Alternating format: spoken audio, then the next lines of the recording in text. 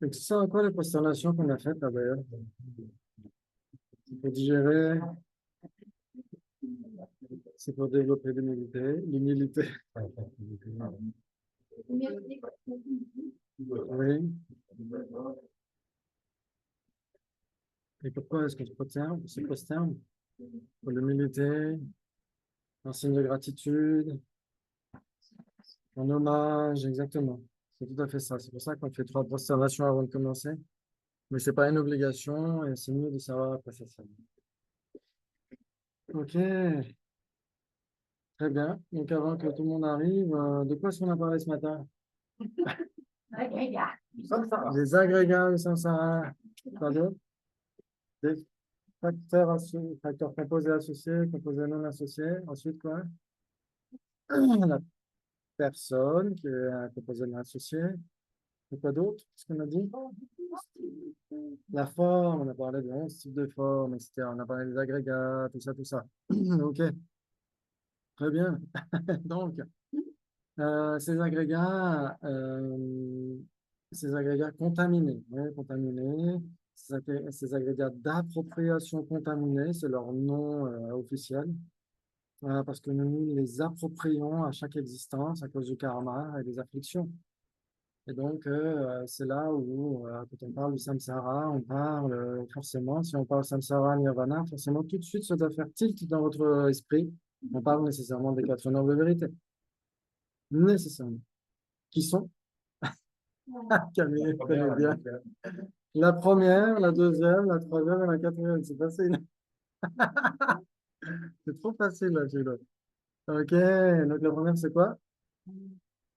Les vraies souffrances, exactement. Ensuite, les vraies origines, et ensuite, les vraies cessations, et ensuite, les vraies voies, exactement, tout à fait. Très bien, donc on dit les vérités, on pourrait dire des réalités, c'est tout simplement des réalités, ouais. Donc bien sûr, c'est à nous de vérifier à chaque fois, ouais, si c'est valide ou pas, si ça correspond à la réalité ou pas. Ouais. Ok, très bien. Et donc, quand on parle des vraies souffrances, en effet, euh, donc c'est là où on est plongé dans le samsara et forcément, on ne peut pas simplement supplier le Bouddha, oh, s'il vous plaît, faites en sorte que je ne sois plus dans le samsara, etc. Qu'est-ce qu'il va dire?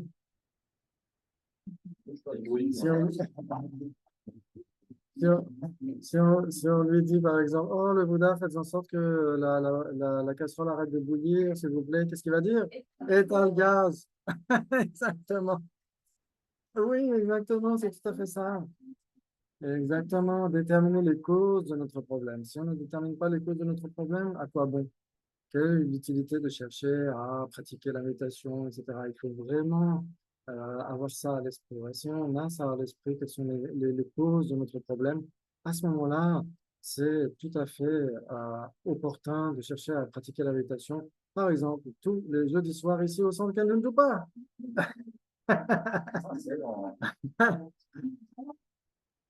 Il faut savoir qu'on est malade. C'est pourquoi le Bouddha a dit dans le tout premier enseignement, les vraies souffrances doivent être reconnues pour ce qu'elles sont. Si on ne sait pas qu'on est malade, comment est-ce qu'on irait se prendre le chou, aller chercher un médecin? Ouais. Donc il faut se rendre compte qu'il y a quelque chose qui ne va pas. Est-ce qu'on est véritablement heureux? Si on pense qu'on est heureux, tout va bien. Il n'y a pas besoin d'aller chercher plus loin. On ne va pas aller toquer à la porte des gens pour leur dire, vous êtes sûr que vous êtes heureux? Vous êtes sûr que vous êtes... Surtout pas. S'ils pensent que tout va bien, tant mieux. Mais si on veut faire une recherche plus approfondie, à ce moment-là, ça peut valoir la peine. OK. Et donc, quand on parle des vraies souffrances, on parle bien sûr de nos agrégats contaminés qui sont paf, paf, paf, paf. Mais même que ce matin, ça n'a pas changé. Forme, sensation, identification, facteurs composés et conscience. Je les ai tous, Sarah? OK. Très bien. Et donc, quand on parle des agrégats, ça veut dire tous les impermanents. Tous les impermanents. Mais on ne désigne pas la personne en dépendance d'une tasse, en dépendance d'une table, en dépendance d'une montagne, etc. Vous êtes d'accord? On désigne la personne en dépendance des agrégats internes, les agrégats qui sont sa base de désignation. Ok, très bien. Et ce qu'on peut voir aussi dans les textes, c'est que si Si on parle des vraies origines, de quoi s'agit-il? Les vraies origines? En général, c'est facile. Caca, c'est caca les vraies origines. Pourquoi? Parce que c'est karma et klesha. Karma, ça veut dire les formations karmiques, les accumulations de karma. Et klesha, ça veut dire les afflictions, les émotions malsaines, comment est-ce qu'on peut les appeler aussi parfois les perturbations, etc. On a toutes les émotions malsaines, toutes les émotions qui ne sont pas en accord avec la réalité. Ok, très bien. Et donc, ce qu'on verra dans les textes, c'est que si ce sont des vraies origines, ce sont nécessairement des vraies souffrances. Ouais. Les vraies origines sont nécessairement des vraies souffrances aussi. Ouais. Le karma contaminé et nos attitudes malsaines sont aussi des vraies souffrances, sont à la fois des vraies origines et des vraies souffrances. Ouais, ça oui. Très bien. Mais si ce sont des vraies souffrances, ce ne sont pas nécessairement des vraies origines. Par exemple, on dit dans les textes que même l'environnement dans lequel on vit, l'environnement contaminé dans lequel on vit, est aussi une vraie souffrance. Mais ce n'est pas une vraie origine, parce que ce n'est pas du karma, ni une affliction. Ouais, donc c'est là où on pourrait faire des distinctions. Mhm. Alors en fait, le karma, quand on parle de karma, de quoi est-ce qu'on parle en réalité? C'est quoi la véritable nature du karma? C'est quoi son entité? L'intention. C'est l'intention. C'est le facteur mental intention. Et ce matin, on a parlé de 5 facteurs mentaux omniprésents, vous vous souvenez? Qui sont sensation, identification, contact, l'application mentale et l'intention. Exactement. L'intention fait partie des facteurs mentaux omniprésents. C'est-à-dire que n'importe quelle conscience a un facteur mental, l'intention. C'est ce qui dirige la conscience vers ceci ou cela. Ouais. Et donc, c'est ça le karma, c'est le facteur mental intention. Mais après, il y a aussi toutes les causalités qui viennent à cause de ce facteur mental intention.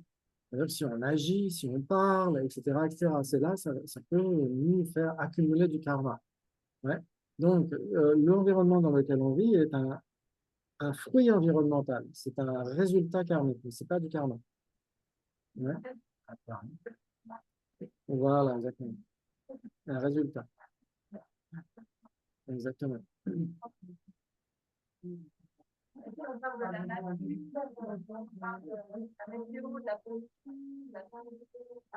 Ouais.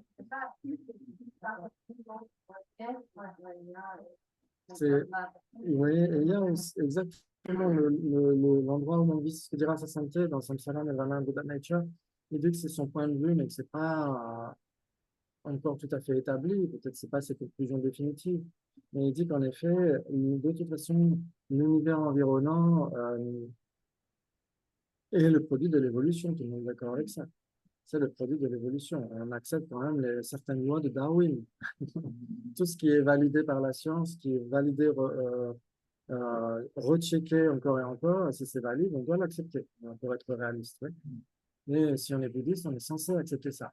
Donc, l'environnement est le produit de l'évolution. Et le Bouddha lui-même a parlé de 5 lois causales. Il n'a pas dit que tout était karmique. Tout ce qui est soumis à la causalité, c'est au travers de 5 lois causales. 5 lois. Ouais, il y a la loi psychologique, la loi biologique, il y a la loi physique, oui, ou environnementale en général, la loi karmique et la loi qui concerne tout le reste. C'est tout ce qui n'est pas inclus dans les premiers, voilà, c'est tout ça. On l'avait vu, on l'avait vu. Donc il y a Utu Niyama. Utu Niyama, c'est la loi physique, on va dire physique, chimique, etc., etc. Ensuite, Bija Niyama, c'est la biologie, la loi biologique. Chitta Niyama, c'est la psychologie. Karma Niyama, c'est pour le karma. Et ensuite, il y a Dharma Niyama. Ouais, c'est tout le reste. C'est-à-dire, par exemple, Sasanté explique que, par exemple, un Bouddha s'éveille, il y a certaines fleurs qui fleurissent quelque part dans un univers, etc., ou des rayons lumineux, etc., etc. Donc ça, c'est des choses qui sont un peu inhabituelles, inusitées, d'une certaine manière. C'est inclus dans la dernière loi causale. Donc ça veut dire que tout ce qui est causal n'est pas nécessairement karmique.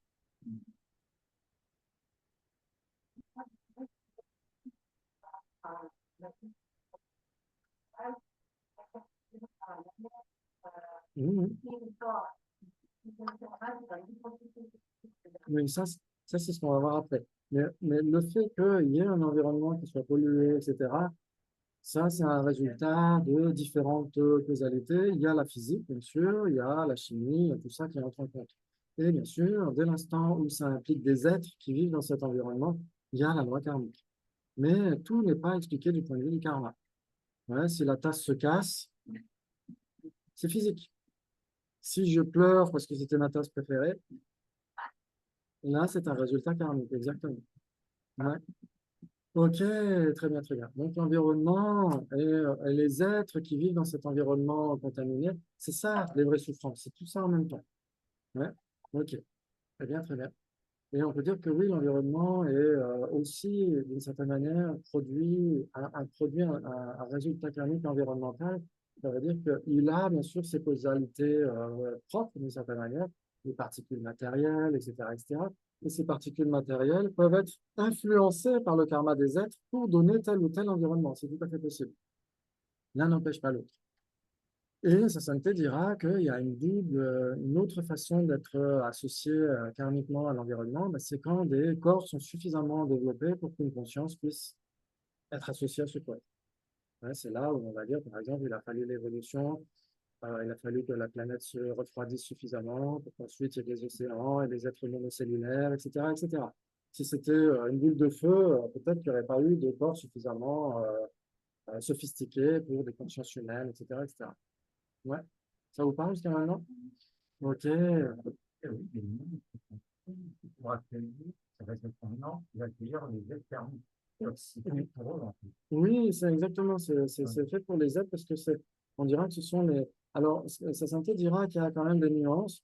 Par exemple, si vous avez des gens qui créent une compagnie, par exemple, aux États-Unis, et cette compagnie a des annexes en Suisse, par exemple, les gens qui vont bosser dans cette annexe en Suisse n'auront pas créé la compagnie initialement, mais vont quand même aider à produire, à faire fructifier la compagnie même en Suisse. Donc, même si tous les êtres qui vivent dans cet univers n'ont pas nécessairement eu des karmas qui ont fabriqué cet univers-là, malgré tout, ils ont des connexions karmiques avec cet univers pour pouvoir y vivre. Il faut qu'il y ait une corrélation entre le contenant et le contenu, d'une certaine manière. C'est un petit peu comme ça que c'est expliqué du point de vue bouddhiste. Et donc, en effet, on dira que c'est tous les êtres de l'ère cosmique précédente qui ont fabriqué les karmas, etc., qui auront participé à la fabrication de cet univers particulier. Mais dans les textes bouddhistes, ils sont tous d'accord pour dire qu'il y a une infinité d'univers. Donc, le multivers, le multivers de Doctor Strange, c'est pas une invention totale. Ok. Ouf. Ok. Après, pour une personne verra cette élément qui est fort, Mm. c'est lequel, les saints. Alors là, Il y a combien de temps, les saints? il y a, pour dire, il y a l'aspect psychologique. L'aspect biologie, bah, en fait, bah, si on fait des mesures, par exemple, par rapport au corps de sa santé, on verra que c'est un corps physique. Euh, et donc, la personne qui voit à sa santé voit avec ses yeux physiques, avec sa conscience, etc., etc. Donc, il y a ça aussi qui entre en compte. Euh, Après, il y a l'apparence karmique. Il y a l'apparence karmique. Ouais, il y a l'apparence karmique et l'apparence psychologique. Ça veut dire que oui, on démarre avec, nous, on voit les choses en tant qu'être humain. Ça veut dire que pour nous, de l'eau, c'est potable. Pour un animal, ça peut être son habitat, par exemple. Donc, ce sera son apparence karmique à lui. Ouais. Pour un déva, ce sera du nectar de félicité, par exemple. Donc, ce sera son apparence karmique à lui. Ouais. Et donc, pour nous, c'est de l'eau. Donc, ça veut dire qu'on a quand même l'apparence karmique, on doit faire avec, mais on peut quand même travailler sur notre esprit. Par exemple, dans le Lamrim, c'est tout le temps marqué, hein, d'essayer d'avoir l'identification de notre maître comme étant un parfait Bouddha pour essayer de voir toutes ses qualités. Et donc, ça, une fois qu'on a utilisé suffisamment d'esprit critique pour le considérer comme notre maître, pas simplement comme ça y est, c'est mon maître, il n'a que des qualités, etc., ce serait totalement irréaliste. Mais si on a passé du temps à analyser, à checker encore et encore, voire même à espionner, comme dit sa santé, à espionner son maître candidat d'une certaine manière, et qu'on se dit, oui, ok, il est conforme, il est suffisamment plus évolué que moi, etc., etc., À ce moment-là, une fois qu'on a dit, OK, c'est mon être, là, on essaie de se focaliser plutôt sur l'aspect lumineux de la force. Parce que sinon, on va voir, si on cherche les mauvais côtés, on les verra. On en verra, de toute façon. Donc après, ça à nous, c'est notre responsabilité. Est-ce qu'on doit uniquement toujours que se tourner que sur l'aspect malsain ou sur l'aspect plutôt vertueux? Bien sûr qu'on peut continuer à avoir de l'esprit critique quand on est considéré quelqu'un comme étant notre maître, mais malgré tout, on essaie quand même d'utiliser surtout l'esprit critique avant de le choisir comme étant notre maître. Ça, c'est primordial. Ça, c'est primordial. Donc, ça dit qu'on peut en effet trouver le juste milieu entre la vision pure et l'esprit critique. C'est-à-dire que de continuer à remettre en question ce qu'il nous dit, parce que ce qu'il nous dit, c'est de toute façon l'enseignement du Bouddha, le Bouddha a toujours dit n'acceptez pas tout ce que je vous dis, etc. Remettez-le en question. Et par rapport à sa conduite physique, il faut qu'il ait suffisamment d'éthique. De toute façon, quelqu'un qu'on choisit comme notre maître alors qu'il a une éthique totalement dépravée, à ce moment-là, c'est qu'il y a quelque chose qui ne va pas chez nous, les gars. Ouais. Donc, il faut vraiment choisir quelqu'un qui a une éthique suffisante. Et puis après, comment est-ce qu'on perçoit cette personne-là? Est-ce qu'on est sûr qu'on perçoit vraiment les choses telles qu'elles sont ou pas? Là, après, il y a beaucoup de questions qui se posent. Ouais. Ok, très bien. Très bien, très bien. Est-ce que ça vous parle jusqu'à maintenant? Oui, Catherine à la banane. Bon, c'est bon. Oui, c'est que le début, rassure-toi. Ok. Et donc, on a parlé de nos agrégats. Oui, on a parlé de nos agrégats, la forme, la sensation. Alors, dans le texte ici qu'on a vu, on n'a pas besoin de voir tout le texte parce qu'après, c'est que des lignes. Mais au bout d'un moment, il y a des choses qu'on peut nuancer.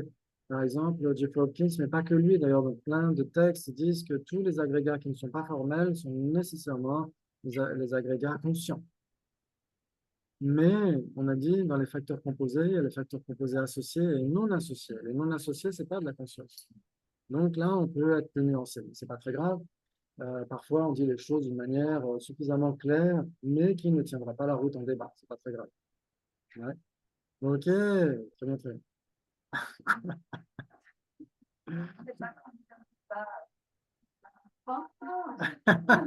Ça viendra, Rachel.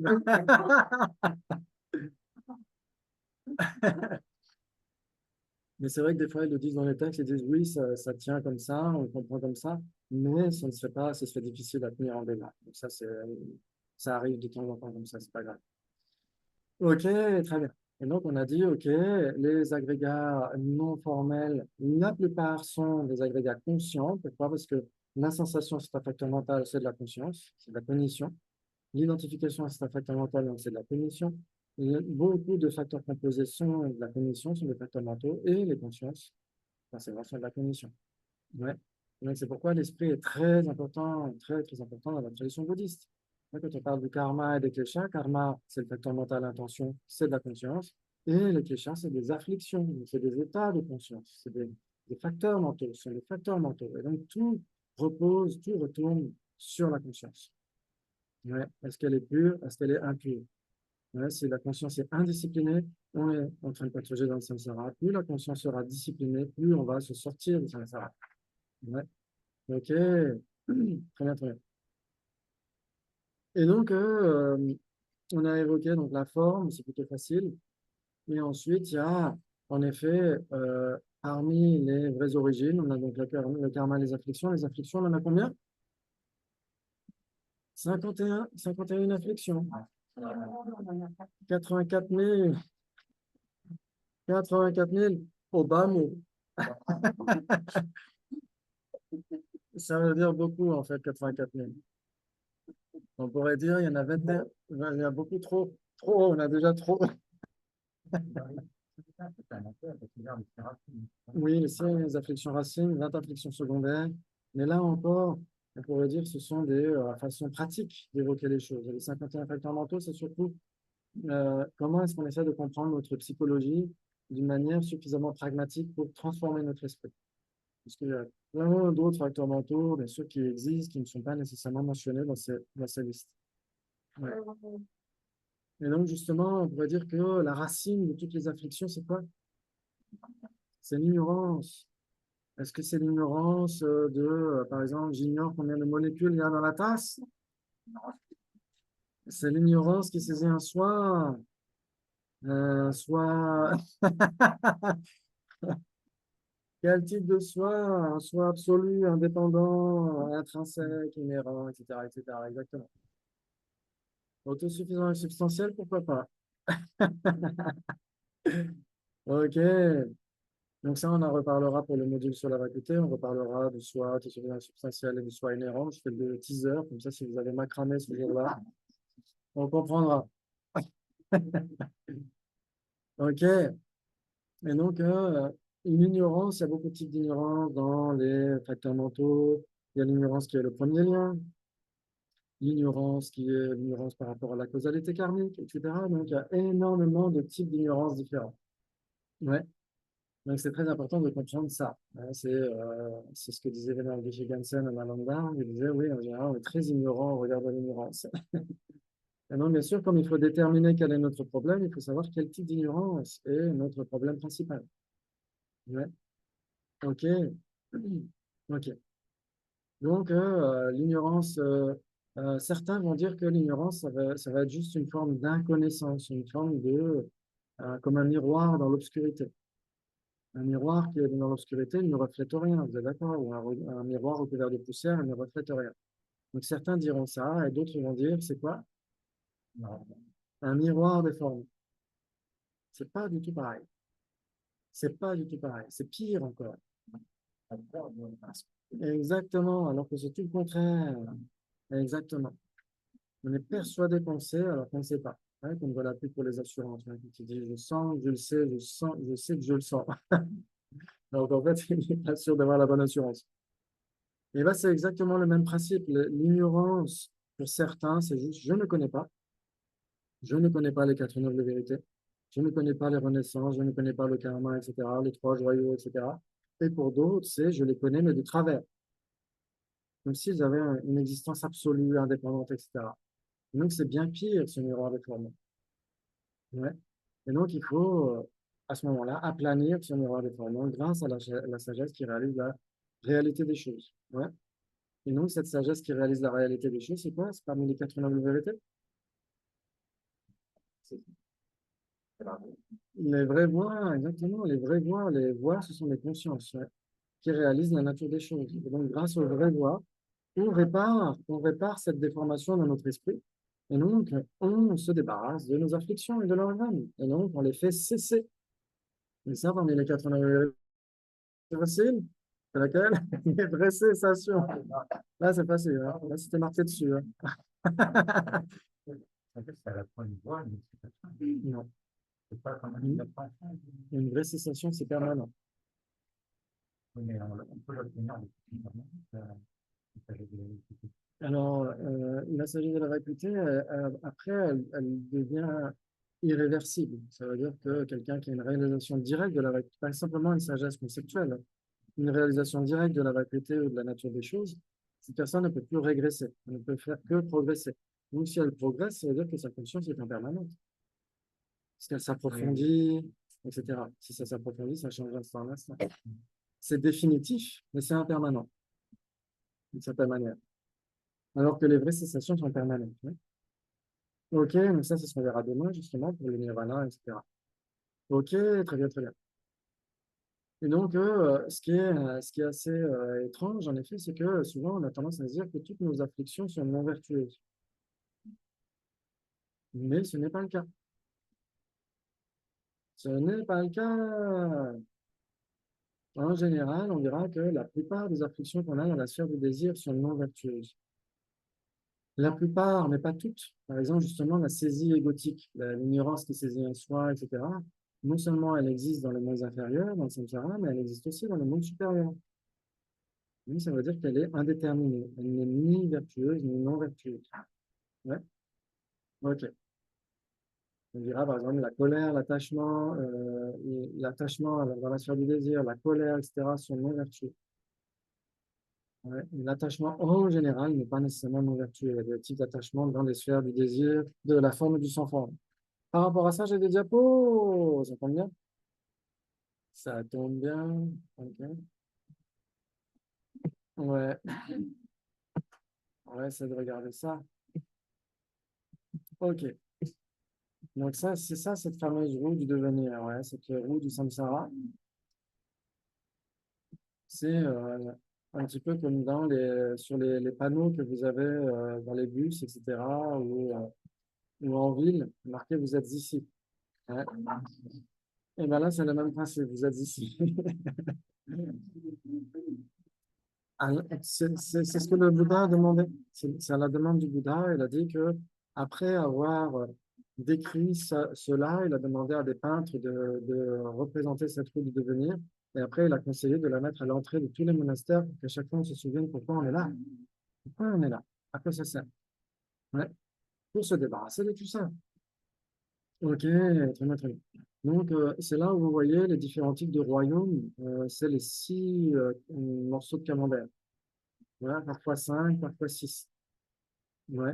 Et donc, vous voyez en bas, vous avez les enfers, par exemple, qui ne sont pas définitifs, contrairement aux traditions, aux autres traditions. Dans d'autres traditions, quand on est. Alors, j'ai entendu parler d'un point de vue différent, que même les enfers dans les traditions chrétiennes n'étaient pas nécessairement définitifs, qu'il y avait quand même une forme de rédemption à un moment donné. Donc, ça a l'air d'être similaire. Ouais.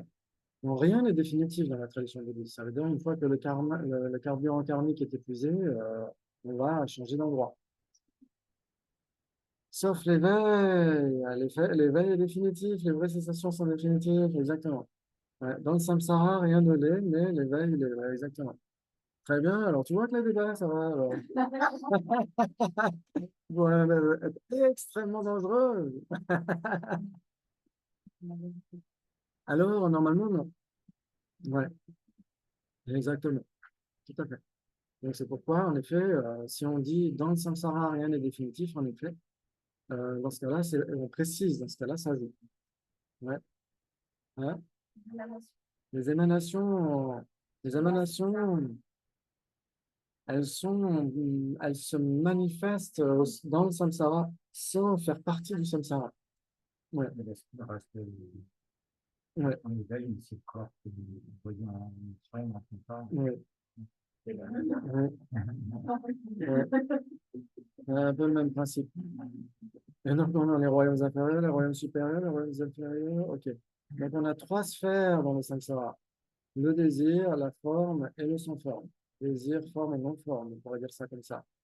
Alors, les dieux du désir, voilà, si vous prenez les dieux de la mythologie grecque, c'est facile de les envisager comme ça. OK. OK, donc la sphère du désir, et ben, c'est tout ça, en fait. Vous avez. Alors, ça, c'est la cosmologie telle qu'on la retrouve dans les textes anciens, mais comme dit Sassante, qui voit le mont Méru? Qui voit la montagne axiale au centre de l'univers? C'est difficile à dire, ouais. On pourrait dire à la rigueur que c'est métaphorique. Personnellement, j'ai jamais trouvé ça dans les textes, mais j'aime bien envisager que le, euh, le jet de plasma qui sort du cœur du trou noir au centre de la galaxie pourrait être le mont Méru. Mais dans ce cas-là, il en faudrait deux, parce qu'il y en a un qui va dans l'autre sens aussi. Après, les 4 bras de la galaxie pourraient être les 4 continents majeurs. Et après, il y a les continents mineurs, etc. Pourquoi pas? Mais après, c'est difficile de voir une corrélation absolue. Ok, très bien. Et donc, vous avez les différents continents. Donc, la planète Terre est censée être au sud, le continent sud. Et puis, après, vous avez le grand océan, etc., les montagnes de fer tout autour, la montagne axiale, etc. Mais c'est vraiment très schématisé, hein. Et vous avez les devas ou les dieux qui sont plutôt dans le haut du panier, qui sont plutôt sur la montagne axiale, et même certains sont au-dessus qui flottent dans l'air, comme dans Avatar. Ok. Et donc, vous avez 6 types de renaissance dans la sphère du désir. Parce qu'il y a des karmas qui sont vertueux et des karmas qui sont non vertueux, ça vous le savez. Ok. Parmi tous les karmas non vertueux, en général, que ce sont des karmas de pleine maturation, nous font renaître dans les mondes inférieurs. Et les karmas qui nous projettent dans les mondes supérieurs, ce sont les karmas vertueux, on va dire les karmas méritoires. Ouais. Et donc ça, les devas, donc là c'est uniquement du point de vue des devas, parce que c'était un cours sur le niveau de concentration, ne vous inquiétez pas, il n'y a pas les représentations des enfers, c'est pas grave. Là, ce sont les différents types de deva. Vous avez les 4 lignées royales, les 33, etc. Eux, ils touchent le Nomeru, la montagne axiale. Et ceux d'au-dessus, ils ne touchent plus, ils sont dans l'espace au-dessus. Donc ça, c'est dans les textes qui sont mentionnés par le Bouddha, etc. Et puis après, les commentateurs du Bouddha, etc. C'est un peu comme Asgard, ouais, exactement. C'est un petit peu ça. Et ensuite, voilà, vous en avez 6 dans la sphère du désir. Et ici, il n'y a pas nécessairement besoin d'avoir des concentrations très spéciales. Ce sont surtout les fructifications des actes vertueux. Ouais. Donc, plus il y a de mérite, et plus c'est dans le haut du panier, etc. Je vous enverrai les diapos. OK. Donc là, en rose, ici, ils touchent le numéro et passent au-dessus. Et dans la forme, vous avez 17 types de royaumes de Deva dans la forme. Donc là, on ne parle que dans le haut du panier parce que il ne faudrait pas oublier les mondes inférieurs. Hein. Les mondes inférieurs, les renaissances animales, infernales, l'esprit à vide, etc. Ouais. OK. Donc il y a 4 niveaux dans la forme, 4 niveaux de concentration. Ouais. 4 dhyāna, 4 concentrations. Ouais. Après, en fonction de la qualité de ces dhyānas, ça peut donner 3 types de renaissance pour chaque niveau. Ouais. C'est-à-dire que soit c'est d'excellente qualité, c'est extrêmement soutenu, c'est extrêmement constant, etc. Soit il manque la constance, soit il manque le soutien, etc. Et donc, ça donne à chaque fois 3 types de renaissance. Ça fait 3 fois 4, 12. Et pourquoi marquer 17? Parce qu'il y en a 5 de plus, on peut faire la dédicace. Parce qu'il y en a 5 de plus pour les Arya, pour ceux qui ont une réalisation directe de la vacuité. Donc, le premier dhyana, il y a 3 lieux de renaissance. Deuxième dhyana, 3 lieux de renaissance. Troisième dhyana, 3 lieux de renaissance. Et quatrième dhyana, il y a 3 plus 5. Exactement. Parce qu'il y a 5 lieux spécifiques aux Arya, ceux qui ont une réalisation directe de la réalité. Ceux qui commencent déjà à se sortir du samsara. Ceux qui commencent déjà à se diriger vers le nirvana et l'éveil. Ouais, donc c'est pourquoi ça donne 17 types de renaissance dans la forme. Les Aryas, oui, nécessairement. Ouais, exactement. OK, oui, donc là, après, c'est pour les détails, ne vous inquiétez pas, c'était des détails. Ensuite, pourquoi est-ce qu'on a ça? Parce que vous savez tous que dans les traditions contemplatives, on a les différents types de méditation. On a la méditation de focalisation en un point et la méditation analytique, ça vous le savez. Et donc, quand on pratique la focalisation en un point, on peut être extrêmement expert là-dedans et finir par obtenir le calme mental, shamatha. Ouais, shamatha. Et donc, certains disent c'est le niveau débutant. Ouais. Et ensuite, on commence, si on a différents niveaux d'accès, ensuite on obtient le premier dhyana. C'est là, ensuite, on peut arriver au dhyana de la forme et du sans-forme. Ouais. OK. Donc, shamatha, en général, on l'appelle préparation, niveau d'accès, etc., niveau d'accès non incapable, anagamya. Ouais. OK. Et dans le sans-forme, il y a 4 types. C'est plus en dépendance des facteurs mentaux, est-ce qu'on a moins de facteurs mentaux à chaque fois ou pas, c'est les objets de concentration. C'est ça qui fait la différence. L'espace infini, la conscience infinie, la non-discrimination et le pic du devenir, Avagra, ouais, le pic du samsara. C'est le top du top du top dans le samsara. Et c'est ici. Oui, ici, on est dans le top du samsara, dans le pic du devenir, dans le désir. OK. Donc, certains pensent avoir obtenu le nirvana quand ils seront arrivés au pic du devenir, parce qu'ils n'ont pas de sensations douloureuses, ils n'ont même pas de sensations plaisantes contaminées. Ouais, dans le sans-forme, il n'y a pas de sensations plaisantes contaminées. Et donc, il y a des sensations neutres. Et donc, ils pourraient imaginer qu'ils ont obtenu la libération. Et donc, tant qu'on n'a pas une méditation qui observe la réalité des choses, qui élimine l'ignorance, on ne peut pas imaginer avoir obtenu la libération. Mais certains pensent que c'est le cas. Oui, exactement, une méditation analytique, mais Vipassana n'est pas nécessairement que analytique, mais ça implique aussi ça, ouais. OK, très bien, c'est juste pour vous dire comment le samsara est un peu fabriqué. Dans ta pyramide, là, la famille, c'était les objets de concentration qui étaient différents. Oui. Donc, si degré de concentration était donc la vacuité, le transport. Là, on sortait comme ça, Oui, si on réalisait la vacuité de l'espace infini, la vacuité de la conscience infinie, etc., oui. c'est ça la différence. Oui. Sauf que dans les textes, ils vont dire que ces niveaux du sans-forme ils sont trop subtils en fait. Ils ne seront pas utilisés comme base principale pour obtenir la réalisation directe de la vacuité. Ils vont dire que c'est surtout le quatrième niveau de la forme, qui est ni trop subtil, ni trop grossier. Et donc, ils vont utiliser bien sûr la sagesse analytique pour réaliser leur vacuité, la vacuité des agrégats, etc. Et à ce moment-là, ils peuvent sortir. Et c'est d'ailleurs pour ça que c'est dans le quatrième niveau de la forme qu'il y a des niveaux des arias. Il y a des arias qui sont là. C'est pas dans son forme, exactement.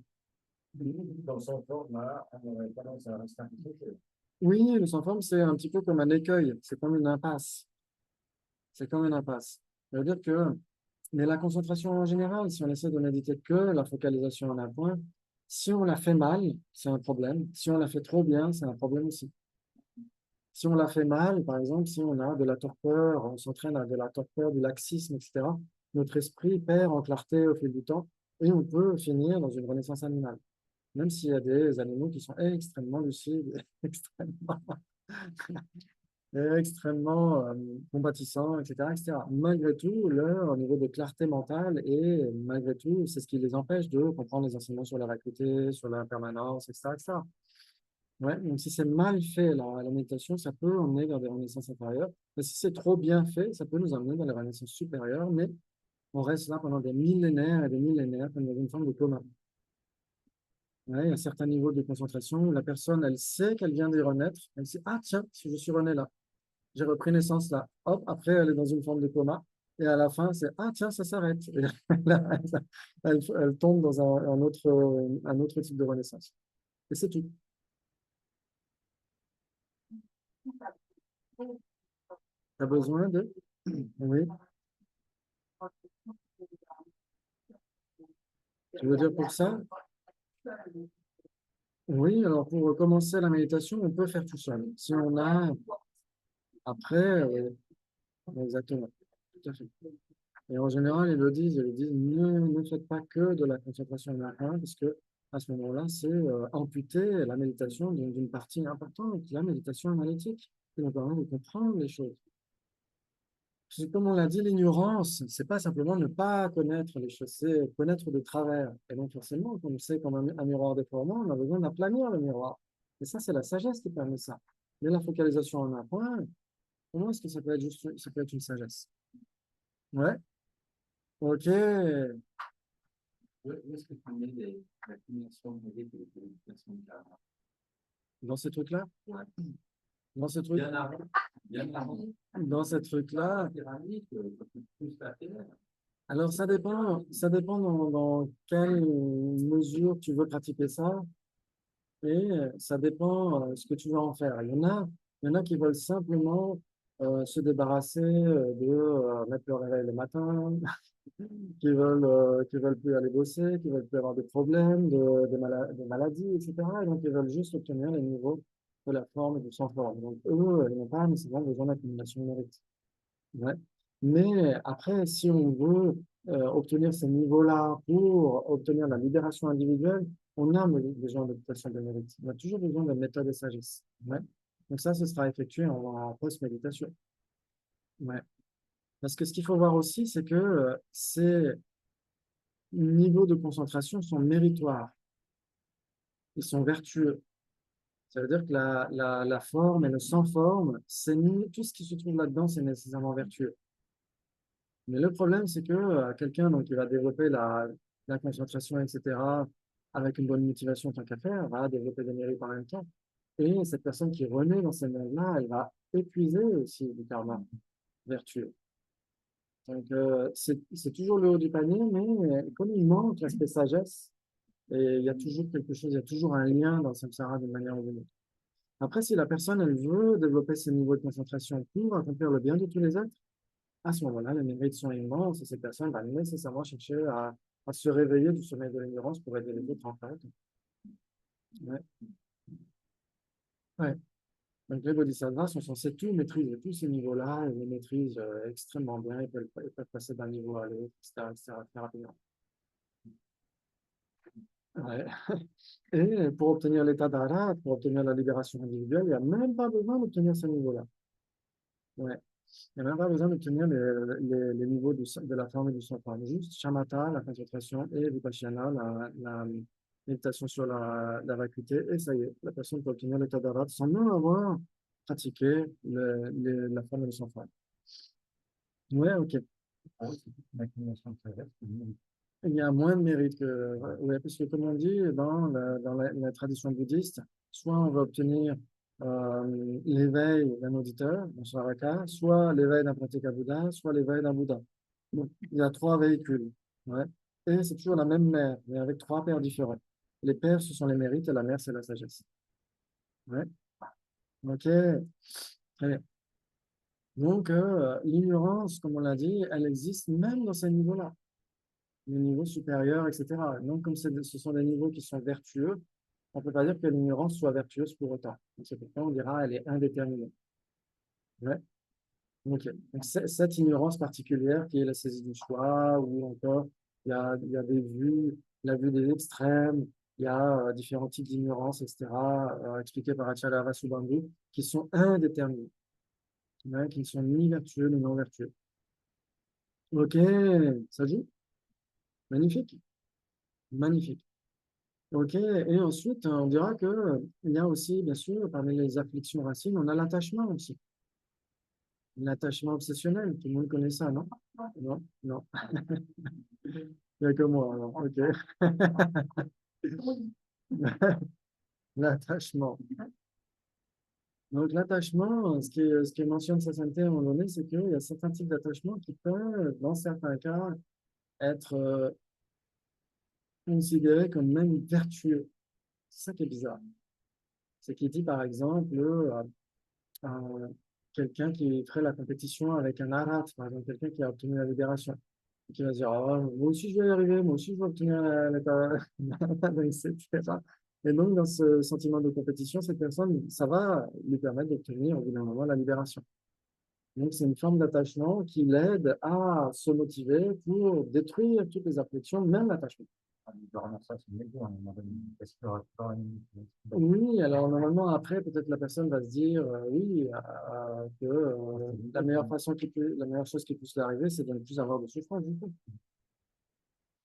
Mais au début, ce type d'attachement, faire la compétition avec l'autre, etc., ça semble être un moteur. Et ensuite, bien sûr, ça va être dépassé, imagine. C'est obligatoire. Et on peut avoir des types d'attachement, par exemple, si on veut, si on est attaché à une renaissance supérieure, parce qu'on va faire développer l'éthique. Donc, cette éthique va nous permettre d'obtenir des renaissances supérieures. Donc, une renaissance supérieure, elle aura été produite par une forme d'attachement malgré tout. Pourquoi pas? Dans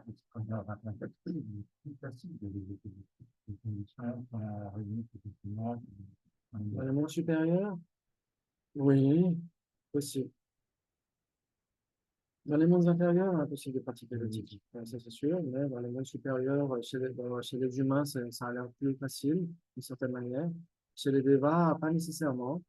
Et ça dépend quel type d'humain. Il y a des humains qui n'ont même pas le sentiment de discrimination, etc., et qui ne peuvent pas prendre de vœux, par exemple. Dans certains types de renaissance, même. Pourquoi pas? Ok. Donc, l'attachement, en général, on sait tous qu'on est bouffé par l'attachement. Il suffit de regarder les pubs, il suffit de regarder le marketing, etc. Il suffit de voir à quel point on est totalement bouffé par l'attachement. Et donc, c'est important de faire attention à nos attitudes. Ouais, c'est ce qu'on avait vu la fois dernière, le week-end dernier. Ouais. Enfin, le week-end dernier, mais le week-end dernier, à Ganel pas. Où on a dit, c'était quoi? C'était par rapport à quoi d'ailleurs? Vous vous souvenez de quoi on avait parlé le week-end, le module d'avant? Pratique quotidienne. Et ça parlait de quoi? D'esprit. Exactement. Nous, on avait tous oublié ça. Qu'est-ce qu'on avait dit la dernière fois? Et donc, c'était là-dessus. C'était sur comment transformer nos attitudes, comment faire attention à nos ruminations, etc., etc. Ouais. Ok, très bien, très bien. Ok. C'était, c'était, exactement, c'est tout à fait ça. Oui. Mm. De ne plus ruminer et de relativiser. C'est en relativisant qu'on ne rumine plus. C'est magnifique, ça. C'est magnifique. Et c'est comme ça qu'on trouve une porte de sortie par rapport à nos afflictions. Ouais, parce que là, on a parlé de la colère, on a parlé de l'attachement, l'ignorance. On peut dire que c'est les trois toxines principales et qu'après, les autres sont des sous-produits d'une certaine manière. Ouais. OK. Et donc, justement, pour voir à quel point les afflictions sont nos vrais ennemis, nos véritables ennemis, ce ne sont jamais les gens affligés par ces états d'esprit qui sont nos ennemis. Ce sont toujours leurs états d'esprit malsains et nos propres états d'esprit malsains. Ouais. Et donc, il faut essayer d'analyser ce que sont ces états d'esprit malsains et voir comment ils surgissent, justement, pour éviter de les faire surgir. Ouais. Et donc, c'est comme ça qu'on a des chances ensuite, peut-être, de progresser vers la libération et le nirvana. Donc, quelles sont les conditions qui favorisent nos afflictions? La rencontre avec un objet, l'application mentale inappropriée, et une intention. Ça veut dire qu'aujourd'hui, on se dit, oh, tiens, aujourd'hui, je vais me mettre en colère. J'ai l'intention de me mettre en colère. Il n'y a pas l'impression de ne pas se. Ah, on peut avoir, oui, il peut pas y avoir l'intention de se mettre en colère. Ok. Alors, vous, tous les deux, si un jour vous vous mettez au débat, ah ouais. Ok. Les graines, vous vous souvenez? Les graines, les graines. Ok. Très bien. Ça veut dire quoi? Ça veut dire que si par exemple, je vois que tu es totalement obsédé par cette tasse et que je vois que ça pourrait me faire du mal parce que un jour elle va se casser, ça va me faire souffrir, etc. Qu'est-ce que je vais faire? Je vais essayer de mettre le haut là sur mon attachement. Ouais. Par exemple, je vais essayer de méditer sur son impermanence. C'est-à-dire qu'elle est vouée, de toute façon, à disparaître. Et moi aussi, en même temps, par la même occasion. Ouais, donc je ne pourrais pas l'avoir avec moi pour l'éternité. C'est impossible. Et donc, si on pense ne serait-ce qu'à l'impermanence de la Terre, ça évite cette rumination d'une certaine manière, non? Ça évite cette application mentale inappropriée, non? OK. Donc, ça veut dire qu'on essaie de cultiver une forme de détachement. Si on développe une forme de détachement, comment est-ce qu'on pourrait avoir en même temps l'attachement? C'est impossible, vous êtes d'accord? Donc, ça veut dire que le détachement permet d'éliminer l'attachement manifeste. Mais le détachement ne veut pas éliminer les graines de l'attachement. Qu'est-ce qui peut éliminer les graines? La sagesse de la vacuité. La sagesse qui réalise directement la vacuité. Pourquoi? Parce que justement, dès l'instant où il y a de l'attachement, il y a nécessairement à la base une forme d'ignorance qui saisit le soi de la tasse. Qui se dit c'est une tasse de son propre côté. Elle est belle de son propre côté. Elle est un objet d'attachement de son propre côté. Elle est permanente de son propre côté, etc. Ouais. Et donc, c'est parce qu'on a des types d'ignorance qui saisissent l'absoluité, d'une certaine manière, ou l'indépendance de cette tasse. Et donc, le meilleur moyen de se débarrasser de ça, c'est la sagesse de la vacuité qui réalise directement la vacuité de la tasse. Et comme ça, on élimine les graines de l'attachement. Ouais, on les élimine. Ouais, elles sont éliminées. Ouais, c'est là où justement on a commencé à parler ensuite des vraies voies, des vraies cessations et non du nirvana. Ouais. Donc de la solution à notre problème. C'est vrai, c'est une idée de son ministre, pas critique, Les afflictions acquises sont éliminées déjà. oui, il y a Et donc les organes aussi. alors, Oui. mais la religion, Les afflictions acquises et les graines de ces afflictions acquises. Ouais, parce que quand on parle de différents types de façons d'abandonner ou de faire cesser, il y en a différents types. Par exemple, dans la tradition du Theravada, on va parler de 4 types, mais c'est assez, on peut dire que c'est valable aussi du point de vue marianiste. C'est-à-dire que, par exemple, si vous êtes dans un moment de détachement par rapport à cette tasse, vous n'avez nécessairement pas d'attachement. Si vous vous dites, OK, elle est pas permanente, elle va pas durer longtemps, etc. Donc, c'est une façon de supprimer l'attachement. C'est un type d'abandon. Ouais. Mais c'est pas l'abandon définitif. C'est juste une façon d'abandonner l'attachement. C'est quand on cultive l'attitude opposée, tout simplement. Ouais. Donc ça, c'est le premier type. Ensuite, il y a un type de suppression, on a parlé des concentrations tout à l'heure. Ouais, quelqu'un qui est focalisé en un point, etc., qui a atteint des niveaux de concentration immenses, cette personne neutralise temporairement ses affections manifestes. Elle n'a pas d'attachement pour une tasse. Cette personne est dans un niveau de concentration tellement élevé que, exactement comme quand vous êtes plongé dans la lecture d'un bouquin, même s'il y a avec solo de guitare préféré qui est en train de tourner à la radio, si vous êtes vraiment plongé dans votre lecture, vous n'allez pas y faire attention. Ouais. C'est un peu le même principe. OK, très bien, très bien.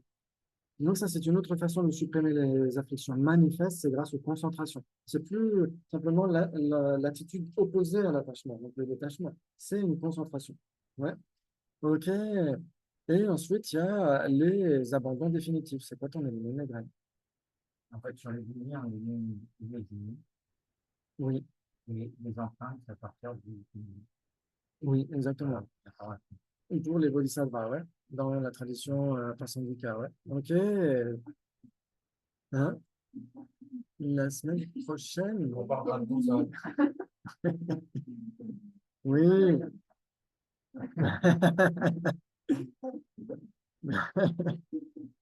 Et donc, quand on a une vraie cessation ou une affliction, ça veut dire qu'on élimine les graines. C'est ça, une vraie cessation. C'est pas la même chose qu'une cessation. C'est une vraie cessation. C'est pourquoi à chaque fois on parle de vraies souffrances, vraies origines, une vraie cessation, une vraie voie. Ouais, parce que c'est ce qui nous mène vers la libération totale et définitive de notre problème. Ouais. OK. Très bien, très bien. Très bien, très bien.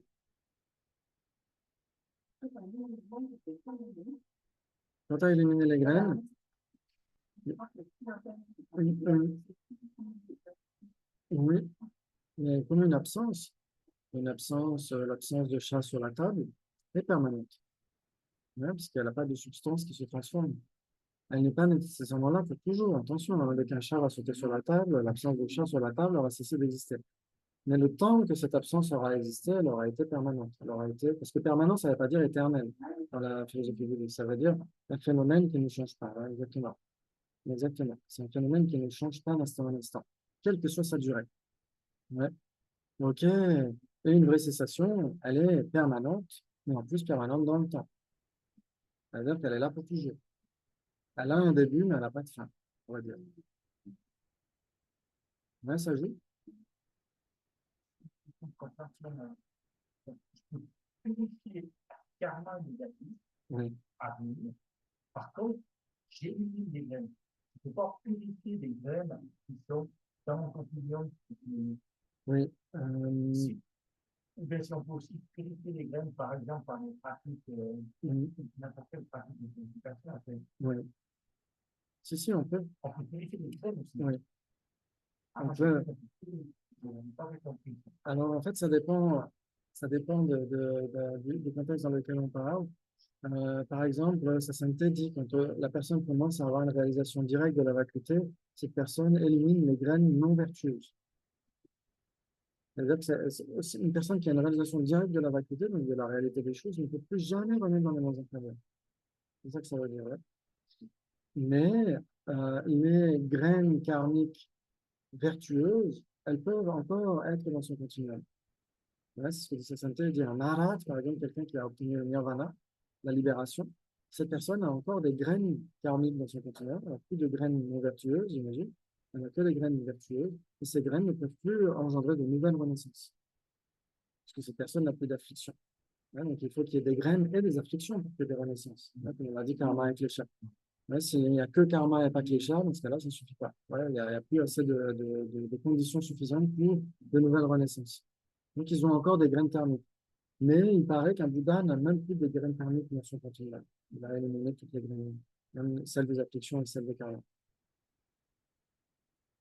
Après, pour les graines vertueuses, c'est là où il y a quelque chose de différent. C'est que quand j'ai des diapos aussi là-dessus, on pourrait peut-être les voir plus tard. C'est que pour les graines vertueuses, comme on voit dans les textes, on dit par exemple si on dédie correctement, Par exemple, vous accumulez quelque chose de vertueux. Par exemple, là, ce soir, on va faire les dédicaces, etc. Vous dédiez ces actes vertueux d'avoir essayé de comprendre la situation dans laquelle on est, la solution, etc. Avec une bonne motivation altruiste. Ça engendre des mérites, des racines de vertu dans notre continuum. Ouais.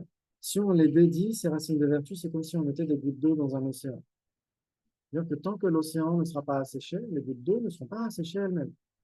Ouais. Et donc, ça veut dire que si on dédie pour l'éveil, pour le bien de tous les êtres, tant que les êtres ne seront pas éveillés, ces racines de vertu demeureront. C'est ça que ça veut dire. Par contre, on peut entamer le potentiel de mûrissement de ces graines de vertu à cause d'un moment de haine, de colère, etc., etc. Ouais. Et donc, c'est ça qui sera entamé, c'est le potentiel de mûrissement de ces racines de vertu. Mais les racines de vertu ne sont jamais éliminées. C'est peut-être là où il y avait cette nuance-là. Ça vu? Ouais.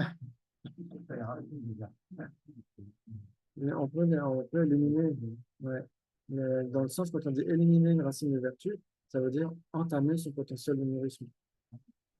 Vous comprenez?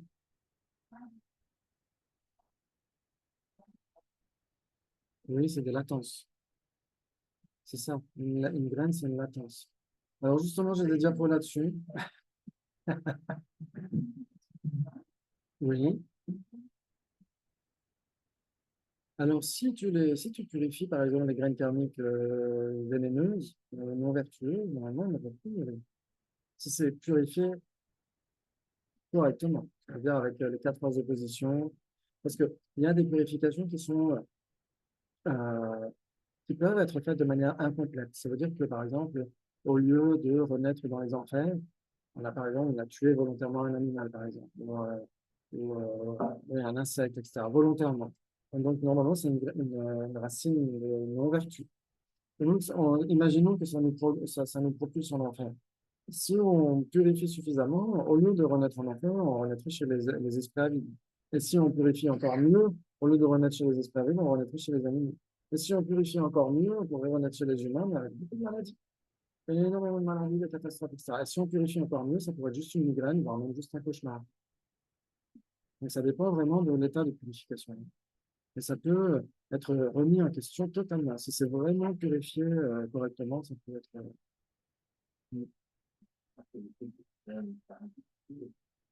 Ah non, les graines vertueuses, elles n'ont pas à être purifiées. Ah, c'était pas clair?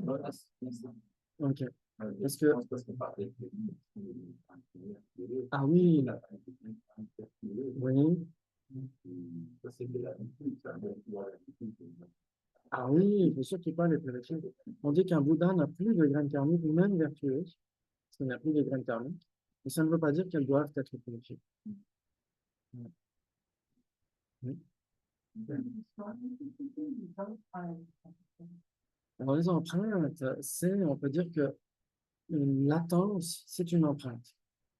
Ouais, il y a des empreintes qui peuvent s'activer. Donc là, on va les appeler des graines. Et il y a des empreintes qui ne peuvent plus s'activer. On va juste les appeler empreintes. J'ai des diapos là-dessus. Regardez maintenant. Ouais, on peut regarder ça maintenant. C'est super. Ok.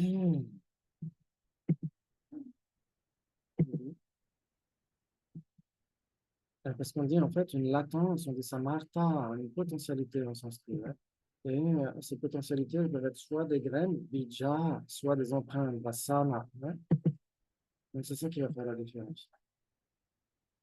Et il y a les graines des afflictions, il y a les graines karmiques, c'est deux choses différentes. Ouais. Et donc, quand on parle de graines, il faut faire du jardinage. C'est comme ça qu'on comprend les choses. Ok. Mhm.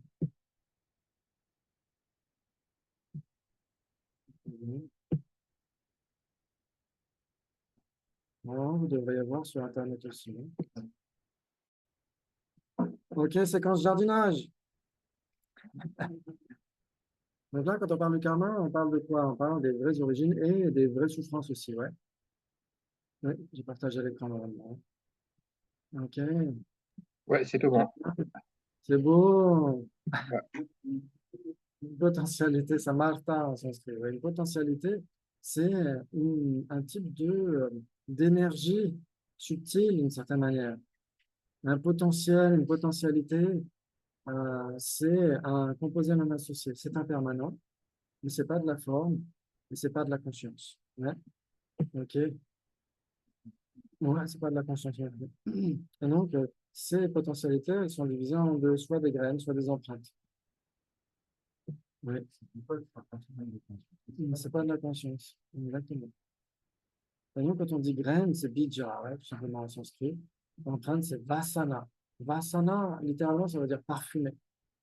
Ouais, c'est comme la différence entre l'ail dans la boîte et l'odeur de l'ail dans la boîte. Ouais, l'odeur de l'ail dans la boîte, c'est le parfumage. Ouais. Ouais, ça veut dire que le jour où on n'aura plus du tout d'émotions malsaines, ni les graines, il y aura encore le parfumage d'une certaine manière. Il y aura encore la fragrance. Ce sera les empreintes, jusqu'à ce qu'on les élimine totalement. Tendance, on peut parler de tendance aussi, pourquoi pas. Ouais, ou empreinte. Ok, ça c'était pour dire trois possibilités. Ok, ok, donc ça veut dire que quand on parle des afflictions, ouais, une graine d'une affliction, en général, c'est une empreinte d'une affliction. Ouais. Mais là, c'est pas nécessairement trois possibilités, c'est peut-être pas la bonne façon de parler. C'est-à-dire que si on fait une division explicite entre les deux, à ce moment-là, l'une n'est nécessairement pas l'autre. C'est ça que ça veut dire. C'est-à-dire que si on fait la division entre les empreintes actives et les empreintes inactives, forcément, les unes ne sont pas les autres. Ouais. Donc, les empreintes actives, ça veut dire les graines. Les empreintes inactives, ça veut dire les empreintes. Alors, en général, elles ne sont pas contradictoires, mais si on divise, si on dit, bah, il y a celles qui sont actives et celles qui ne le sont pas, à ce moment-là, elles sont contradictoires. Voilà, c'est trois possibilités, parce qu'en général, on peut dire que une graine, en général, est une empreinte, parce que c'est une potentialité, mais c'est une empreinte active. Oui, exactement. C'est comme ça qu'on pourrait le trouver.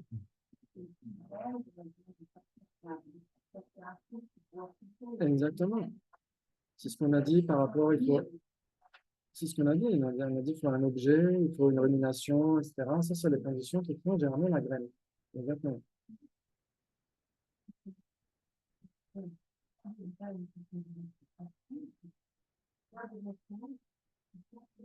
Exactement. Exactement. Et même Venerable Dune dit que les graines sont des empreintes actives et que les empreintes sont des graines inactives. C'est une très bonne façon de le dire aussi. Ouais. C'est une autre façon de le dire. Je trouve que c'est plus clair.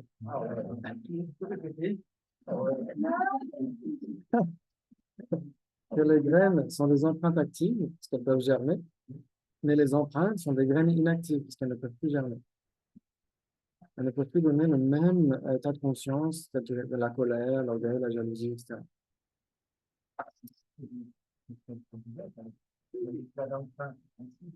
Oui,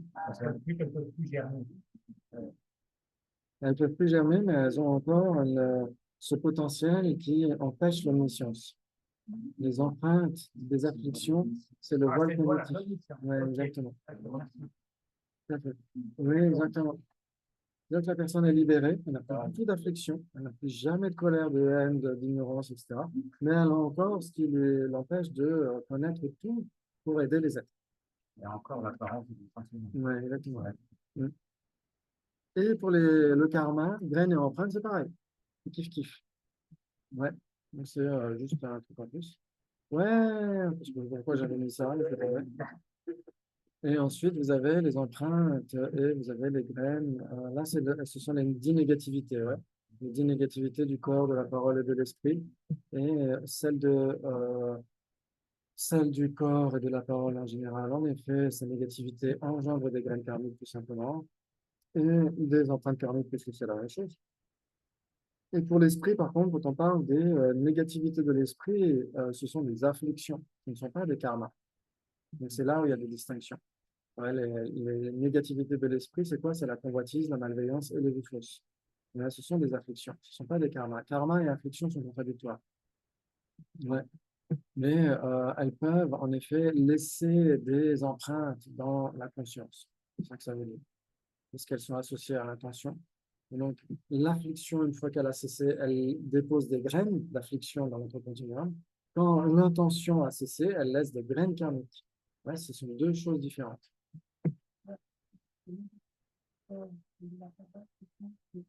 Oui, exactement. Ouais. Ce sont des afflictions, ce sont des cléchats. Mais quand on accumule quelque chose avec une intention particulière à cause de ces négativités mentales, on peut avoir des voies karmiques. Donc, c'est pourquoi ils peuvent laisser des empreintes karmiques. Ouais, ça veut dire que le moment manifeste, par exemple, de malveillance, ce moment manifeste va cesser, il va laisser des graines de malveillance dans notre esprit, des empreintes de malveillance. Et si on a accumulé une voie karmique complète avec ça, à ce moment-là, on va déposer aussi des empreintes karmiques, deux types de graines dans l'esprit. Oui.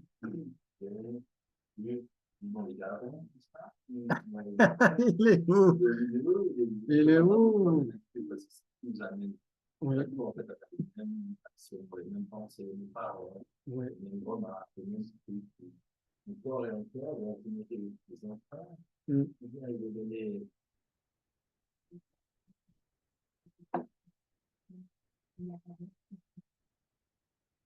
Ouais.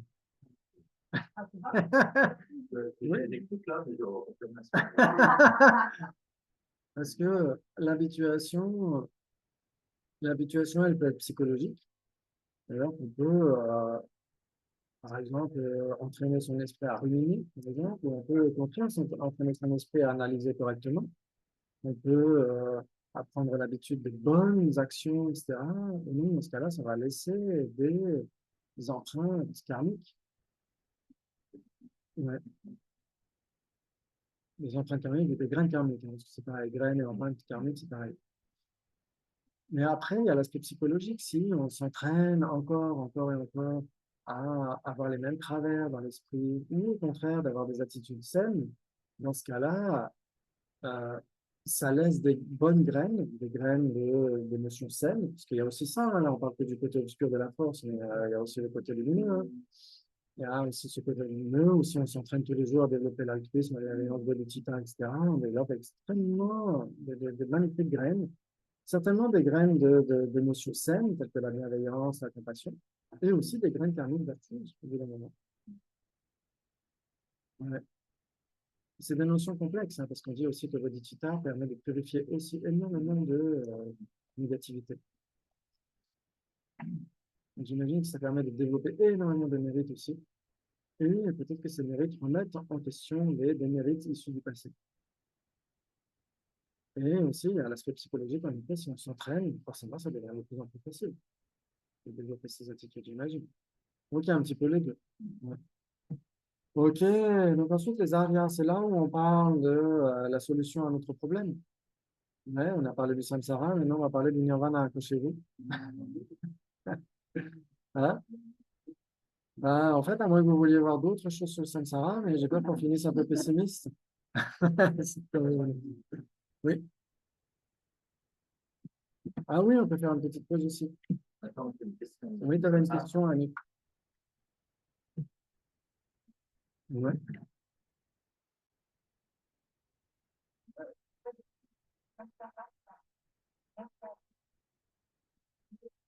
Oui. On dirait que le samsara, c'est un processus, on pourrait dire même. Ouais, c'est le fait de renaître encore et encore avec des agrégats contaminés par le pouvoir du karma et de l'intuition.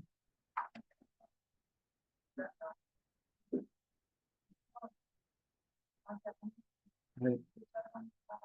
Oui. C'est là où, en effet, on dira que leurs agrégats non formels ne sont plus contaminés, mais l'agrégat de la forme reste contaminé. Surtout si c'est quelqu'un qui a obtenu le nirvana en 2 ou 3 existences, etc. C'est-à-dire que euh, c'est un petit peu complexe, parce que là, on parle de certaines personnes qui, en effet, ne produisent plus de nouveaux karmas qui vont les faire renaître, mais comme ils n'ont pas encore éliminé toutes les afflictions, les arias, qui ne sont pas encore des arias, hein, Ils n'ont pas encore éliminé toutes les afflictions. Ils peuvent faire germer des anciennes graines issues du passé à cause de leurs afflictions actuelles.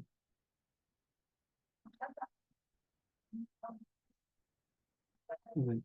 Donc, ça veut dire qu'ils vont renaître soit dans le désir, et en général, nous, ils renaissent plutôt dans la forme, et ils vont obtenir l'état d'arhat très rapidement. Ils vont renaître dans la forme, et nous, dans la forme, c'est nécessairement, ils ont une forme, ils ont un agrégat formel qui a été produit par le karma et les afflictions. Par les karmas anciens, pas les nouveaux karmas, mais les karmas anciens et les afflictions, et donc leur corps est contaminé. Et leur esprit aussi. Et au moment où ils obtiennent le nirvana final, leur esprit n'est plus du tout contaminé, mais leur corps, il reste le corps qu'ils ont eu à la naissance. Donc leur corps reste une vraie souffrance, mais pas leur esprit. Et c'est quand ils meurent, là, ils n'ont plus de corps contaminé, ni d'esprit contaminé. C'est là où ils obtiennent le nirvana sans résidu. Et c'est vrai que quand on parle d'un arat, du véhicule fondamental, c'est là où ça pose question.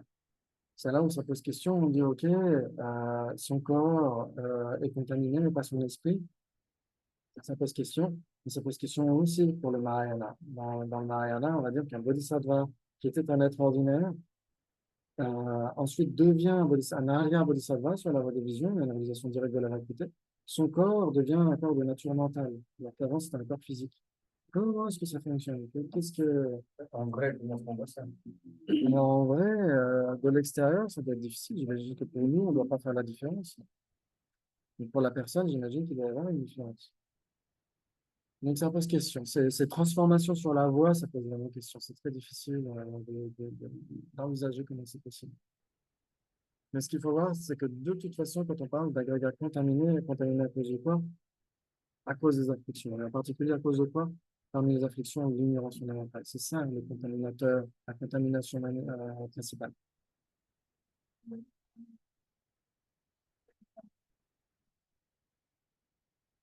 Oui, ça veut dire que un arabe ne renaîtra plus dans le samsara à cause du karma avec la chasse, c'est terminé.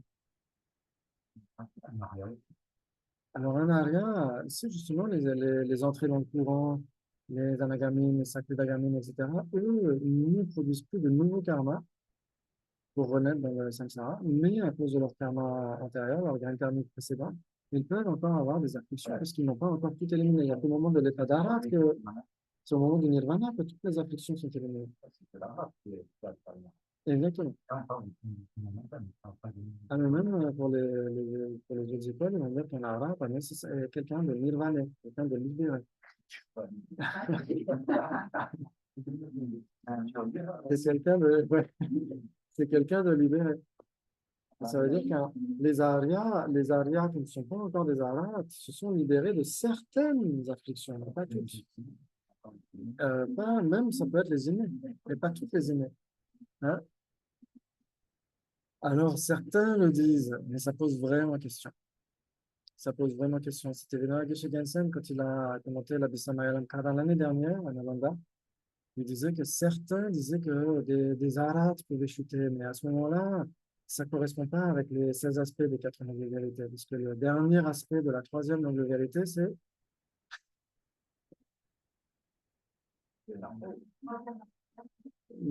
la troisième noble vérité et son quatrième aspect, la sortie définitive, l'émergence définitive. La sortie définitive, ça veut dire que c'est définitif. On ne peut plus chuter. Et donc, ceux qui acceptent qu'un arat puisse chuter, comment est-ce qu'ils peuvent accepter les 16 aspects? Ça pose vraiment question. Même si on parlait en Ah non, la voie de vision, c'est n'est que l'élimination des afflictions acquises. Oh là là, on a du boulot, les gars. Hein.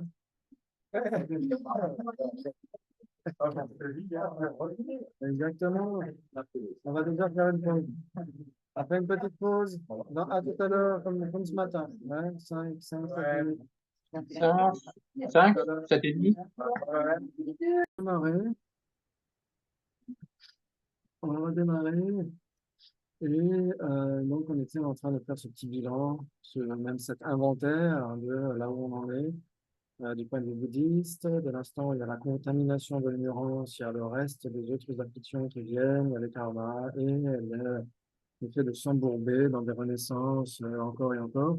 et avec les différents types de souffrances, bien sûr, que vous connaissez par cœur, les différents types de souffrances. Il y en a beaucoup, des souffrances. Voilà, on pourrait dire que le bouddhisme est pessimiste, c'est horrible, on va tous se flinguer. Non, c'est juste pour faire un constat, pour se dire comment est-ce qu'on peut essayer de mieux vivre, essayer de faire attention à nos états d'esprit, d'être de plus en plus détendu, tranquille, développer des qualités, etc. Et donc, ces différents types de souffrances, justement, si on veut s'en débarrasser, il faut pouvoir les identifier. Donc, on peut dire, si on disait, par exemple, 8 types de souffrances, vous avez déjà entendu parler, 6 types de souffrances dans le lambris, vous en avez déjà entendu parler, 3 types de souffrances, voire même 2 types de souffrances. C'est quoi? C'est inédit, ça. Je devrais écrire un commentaire au lambris. Le commentaire de Christophe. 2 types de souffrances. Oui.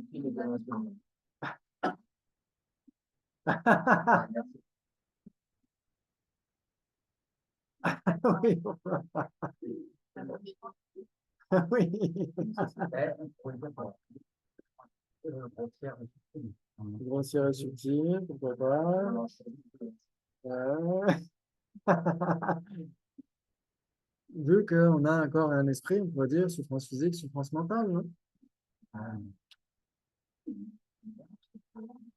Je ne peux pas chercher trop loin des fois. Mais ça, Ça, c'est sur le thème des nuits.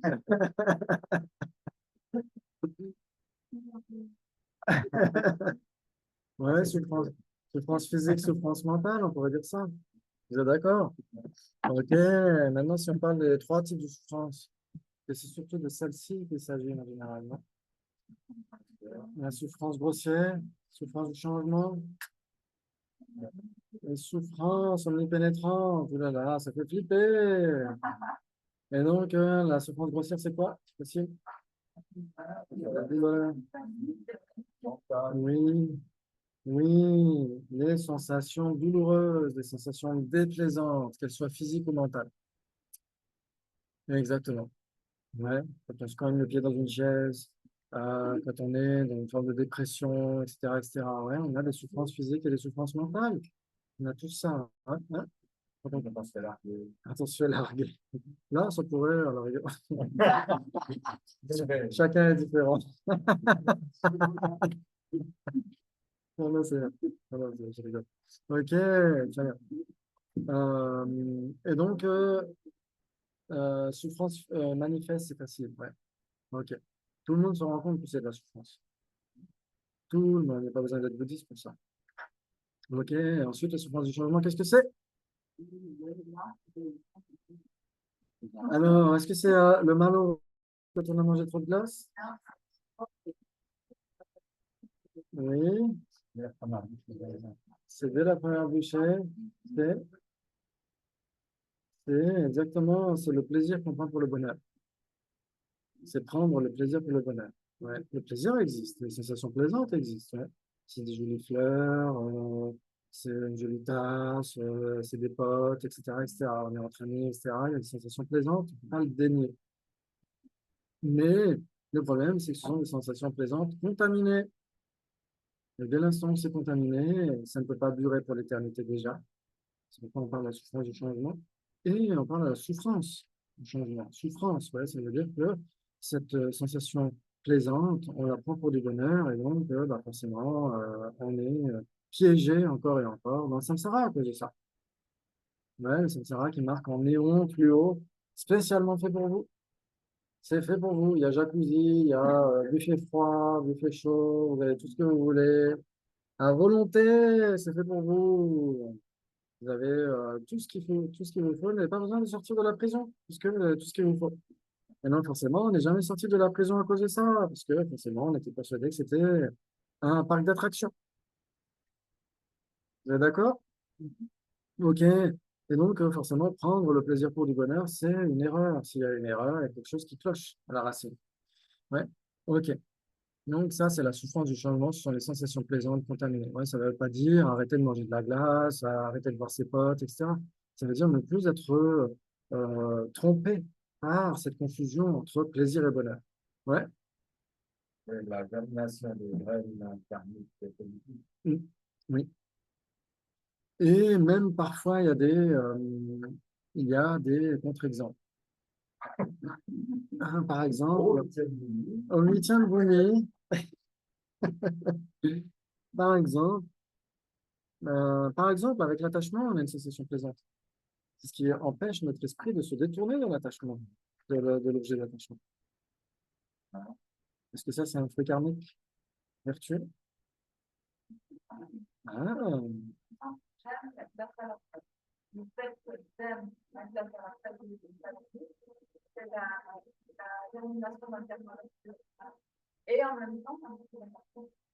alors, ce qu'on pourrait dire, c'est avec l'habituation dont on parlait tout à l'heure, c'est le fait d'avoir tellement été familiarisé avec la glace à la fraise que ça dépose des empreintes dans la conscience qui fait qu'au cours d'une autre existence, on ne sait pas pourquoi on aime la glace à la fraise.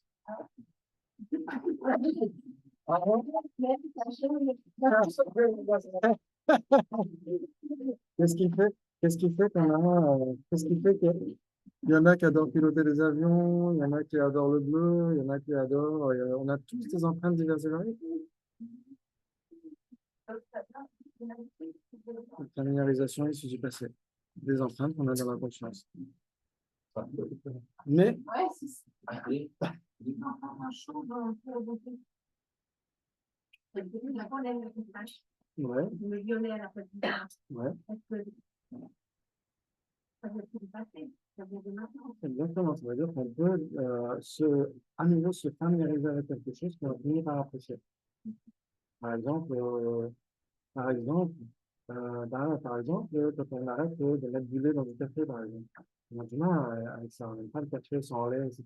Et puis parfois, on fait aussi un très bon café sans lait. Ouais, ou manger des endives.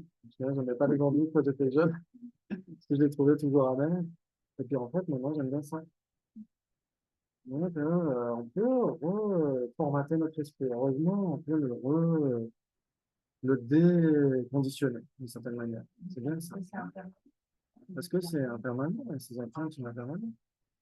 On peut, ouais, tout à fait, se familiariser, par exemple, aimer une couleur, et puis après, on va pratiquer une déité qui a une autre couleur, et on va finir par aimer la couleur de la déité en question. Pourquoi pas?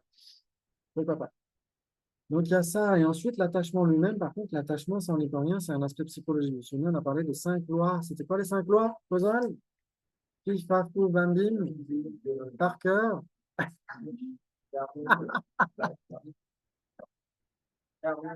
Carré.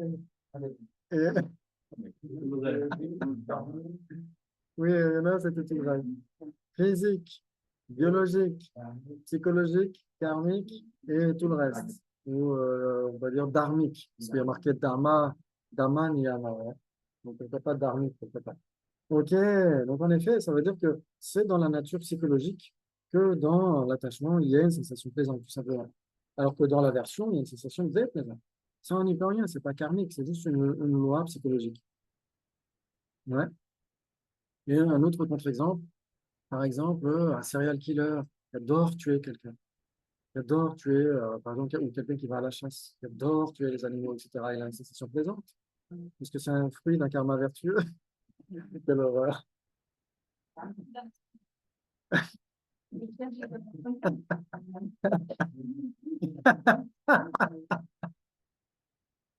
Ouais, donc il y a des contre-exemples. Ouais. Donc on ne peut pas dire que toute sensation plaisante soit nécessairement le fruit d'un karma vertueux. Par contre, un karma vertueux va nécessairement engendrer une sensation plaisante. Ça marche dans l'autre sens. Ok, oh là là, c'est magnifique ça. Très bien. Et donc, on a dit, ok, les souffrances grossières, souffrances du changement et souffrances omnipénétrantes, ça veut dire quoi? Ça veut dire que même les Bouddhas souffrent. Sur Internet, on ne vous entend jamais sur Internet. Hein. C'est tous les êtres du samsara, Ouais, exactement. normalement, les Bouddhas ne peuvent pas souffrir, non? Et les Bouddhas ne peuvent pas souffrir, exactement. Voilà, sinon ce serait de la publicité mensongère. Hein. Le Bouddha parle de la vraie cessation de la souffrance, mais lui, Ah, lui, pas sinon, il parler. faudrait se faire rembourser. Ouais. Exactement. Exactement. Oui, donc en effet, la souffrance omnipénétrante, ça ne veut pas dire que tous les êtres éprouvent cela, parce qu'un Bouddha est un être. Il n'est pas techniquement parlant un être conscient, mais c'est quand même une personne. Ouais. Donc c'est un être. Mais il n'est pas associé à la souffrance omnipénétrante. Les arhats non plus, ceux qui sont libérés ou dans le nirvana, hein, ils n'ont pas la souffrance omnipénétrante, etc., etc. Ok, donc c'est quoi la souffrance omnipénétrante? C'est quoi? C'est tant qu'on a des agrégats contaminés. Ouais, qui traverse comment dire, tous les secteurs du samsara aussi. C'est quand, pardon? Quand c'est omnipénétrante, c'est que ça se trouve dans tous les niveaux du samsara, aussi dans Exactement. tous Dans le les, désir, dans la forme, dans le sans voilà, forme, exact. et tous les êtres samsariques. Voilà. Pas Alors, l'éviter. ils ont des agrégats contaminés, hein. Même dans le sans forme, ils n'ont pas les 5, mais ils en ont 4. C'est facile. Ils ont celui de la forme. C'est tout simple. C'est tout simple. On on ne peut rien choisir. Et qu'on est conditionné en fait par l'environnement extérieur. Exactement. C'est la privation de liberté. C'est de ça qu'il s'agit. Privation de liberté. C'est ce que dit Venerable Gandamdul quand il parle de la souffrance samsarique, la souffrance omnipénétrante. Il prend cet exemple du rêve, par exemple, quand on fait un cauchemar. Quand on fait un cauchemar, qu'on est poursuivi par un démon, je ne sais quoi. On voit que c'est douloureux, on le voit, c'est manifeste, etc. Et puis après, on pourrait avoir un magnifique rêve splendide d'un paradis, etc. Et là, on voit que c'est plaisant, etc. Ouais. Et on pourrait même avoir un rêve neutre de marcher dans la rue, etc., etc. Ouais, mais donc, même si on n'est pas dans ce cauchemar avec ce démon qui nous court après, etc., il y a quand même quelque chose qui cloche. Ce qui cloche, c'est qu'on ne réalise pas que le rêve n'est qu'un rêve. Et à cause de ça, on est privé de liberté. C'est on est sous le coup de tout ce qui va survenir dans notre esprit, etc. Là, souvent, il pose la question aux gens, il dit, voilà, qui aimerait ce soir, cette nuit, rêver qu'il prend le thé avec sa sainteté Dalai Lama? Et là, il y a tout le monde, ouais, quand il guide les retraites de Bodhicitta, tout le monde lève la main. Et après, il dit, qui va rêver cette nuit? Et là, toutes les mains se Il n'y a baissent. plus personne. Et il n'y a plus personne. Et pourquoi? Parce que, exactement, on ne peut pas guider ce qu'on rêve, on n'a aucun contrôle sur notre esprit. On n'a aucun contrôle. La plupart du temps, on n'a aucun contrôle sur notre esprit. On ne sait même pas si on sera dans la colère, dans 5 minutes, dans l'orgueil, la jalousie, l'attachement, etc. On n'en sait rien. Ça peut très bien arriver. Et donc, quand c'est à l'état vigile, on s'en rend déjà compte. Mais alors, dans le rêve, où on a encore moins de contrôle, c'est encore pire. C'est encore pire. Et donc, si on n'a pas de contrôle à ce moment-là, comment est-ce qu'on peut contrôler notre existence? Comment est-ce qu'on peut contrôler le samsara, etc. Ouais. Et donc, en effet, dans le rêve, on est tributaire des apparences qui vont survenir, même si c'est un rêve neutre ou un rêve joli, etc. On ne réalise pas le rêve comme étant un rêve. Et donc, on est privé de liberté. C'est ça la souffrance la plus subtile, cette privation de liberté. Mais de ne pas réaliser que les apparences donnent à une apparence qui est contraire à la réalité. On prend les apparences pour réelles, hein. On est privé, on est dans le piège de l'ignorance, dans la nasse de fer de l'ego, comme dit la Matsunkapa, ouais, dans les trois aspects principaux de la voie, hein. Dans la nasse, ouais, la cage de fer, la nasse de fer de l'ego. Exactement. Et donc, hein, à cause de ça, à cause de cette ignorance fondamentale, on est privé de liberté. Ouais, ça joue. Et donc, on est associé à des agrégats contaminés encore, encore et encore. Et donc, il faut se décontaminer. Grâce à quoi? La sagesse qui réalise que le rêve n'est qu'un rêve, en réalité. Ouais, se réveiller du sommeil de l'ignorance. C'est ça que ça veut dire. C'est ça le nirvana. C'est pour toujours ne plus jamais sombrer dans le cauchemar, ni dans un rêve, même joli, de ne plus prendre les apparences oniriques pour la réalité. C'est ça que ça veut dire le nirvana. En réalité, non. Ouais, c'est super.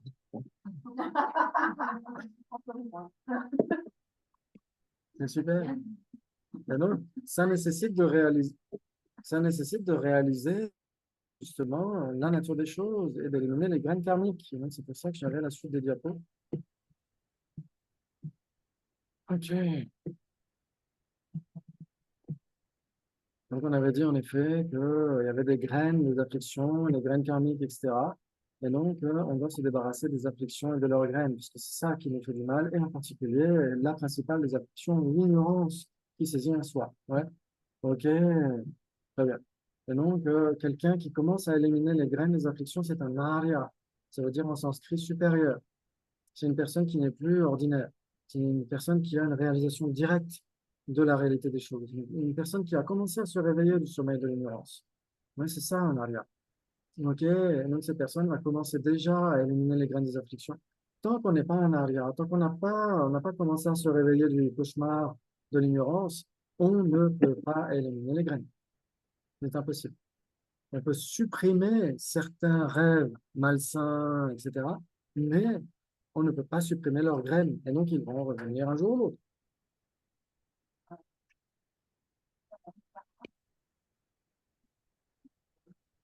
Essayez de parler plus fort. J'ai fait la Mistara, le van, c'est pas pratique, et vous envoyez vos erreurs, le bac, c'est quelque chose. Donc, dans la force, ça coûte la vie, c'est le bac. On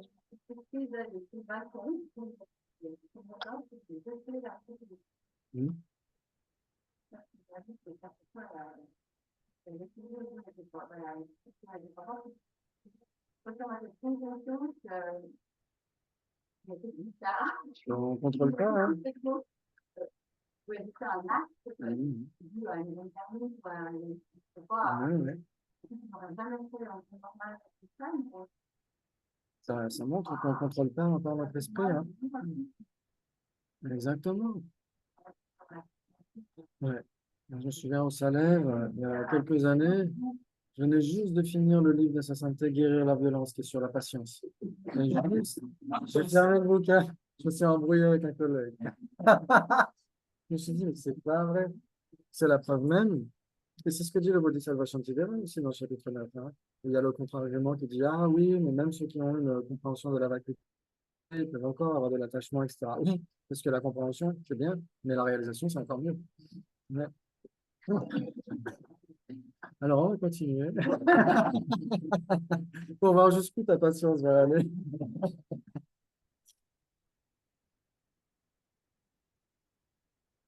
Mm. on a parlé du fait qu'on pouvait pratiquer de la dynamique, Oui. mais moi, ça me paraît être un peu plus facile avec un type de Aria, on arrive à ce niveau de Aria. C'est comme si on se dédiait le 100% à la pratique. Ouais.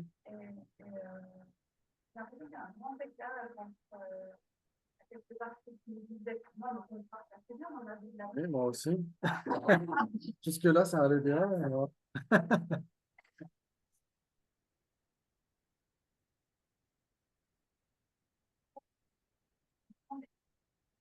jamais, c'est ça, en voulant comme des Ouais. Est-ce que les Arias sont nécessairement des moines ou des mounias? Loin de là, dans les textes, par exemple, le Vimalakirti Nirdesha Sutra, Vimalakirti est un Arya, mais c'est un laïc. Arya Manjushri, de toutes les déités, Arya Manjushri, c'est un Deva. Un Deva n'est nécessairement pas un moine, puisque les moines, c'est uniquement pour les personnes humaines, les deux monastiques. C'est jamais pour les Devas. Quand vous voyez Arya Manjushri, Arya Avalokiteshvara, etc., Arya Maitreya, Arya Tara, ce sont des Aryas. Mais ce ne sont nécessairement pas des moines ou des moiniens, parce qu'ils n'ont pas les habits monastiques, et les vœux monastiques, c'est uniquement pour les êtres humains.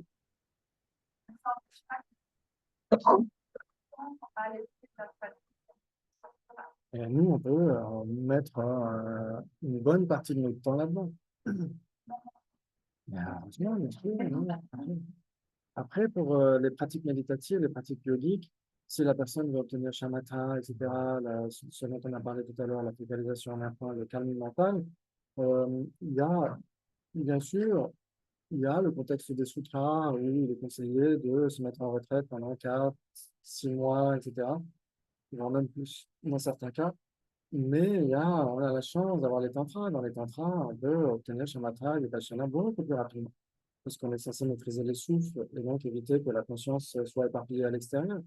C'est même d'ailleurs étonnant. Des fois, je vois des gens qui font des retraites de shamatha, qui pratiquent les tantras, mais qui font des retraites de shamatha dans les retraites des sutras. C'est comme si on avait une magnifique Ferrari et on part au boulot en vélo.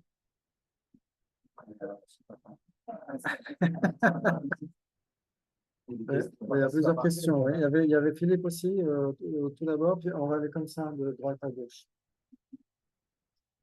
En fait, c'est avec Olivier, et puis, pratiquer Ah oui, bien sûr.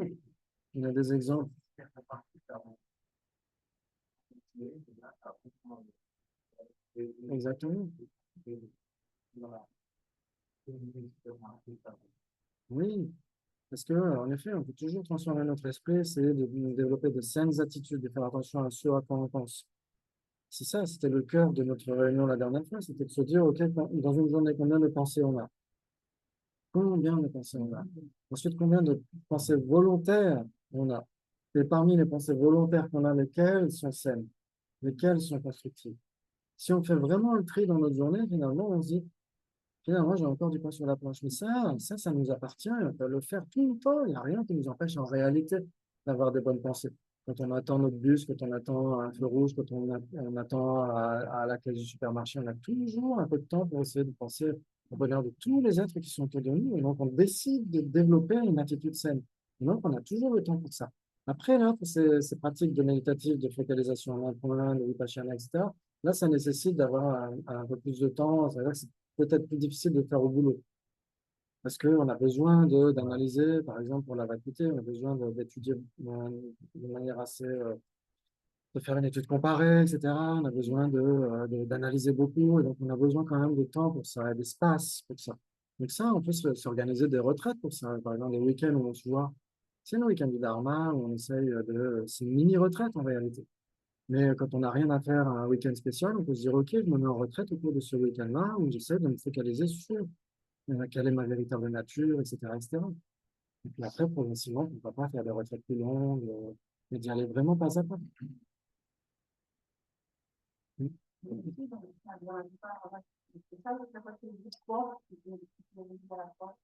Mhm.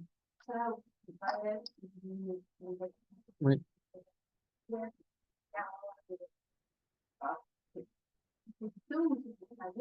Mhm. Ouais. Exactement. Mhm. Ouais. Et puis les pratiques tantriques sont faites pour ça. Le yoga de la déité, c'est fait pour ça. C'est vraiment tout transformer, pour transformer l'environnement, transformer les personnes, transformer notre propre identité, etc. Justement, pour développer encore plus de mérite et cette dignité divine qu'on essaie de cultiver, ça en dépendance de la compréhension que l'apparence est totalement vide d'existence inhérente. Donc, on s'entraîne à comprendre au quotidien que c'est vide d'existence inhérente, ça apparaît, c'est magnifique, c'est joli, etc. Mais ça apparaît parce que c'est vide. C'est vide parce que ça apparaît. Et donc, dans ce cas-là, ça devient certainement très utile aussi, même en post-méditation, même quand on n'est pas en train de méditer de manière formelle.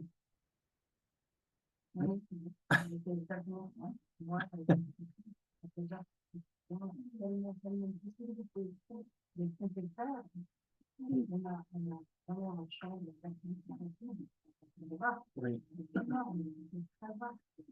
Tout ce qu'on peut faire au quotidien. Je répète parce que sur Internet, je suis pas sûr que vous entendiez, mais de tout ce qu'on peut faire au quotidien pour transformer nos attitudes, etc. Mm. Ouais. Mm. Dès le matin, quand on se réveille. Exactement. Dès le matin, dès qu'on se réveille, et le soir, on vérifie si on a été en accord avec ça ou pas. Alors ça, c'est dans le dernier module. Alors, ça pourrait être transgenre, pourquoi pas? Pourquoi pas? Mais je suis même pas sûr que la personne transforme son identité, parce que la personne est réellement un garçon ou réellement une fille dans un corps de fille ou un corps de garçon en réalité.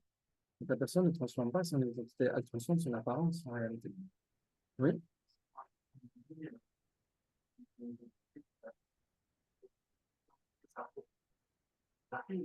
Oui. Après, Oui. va améliorer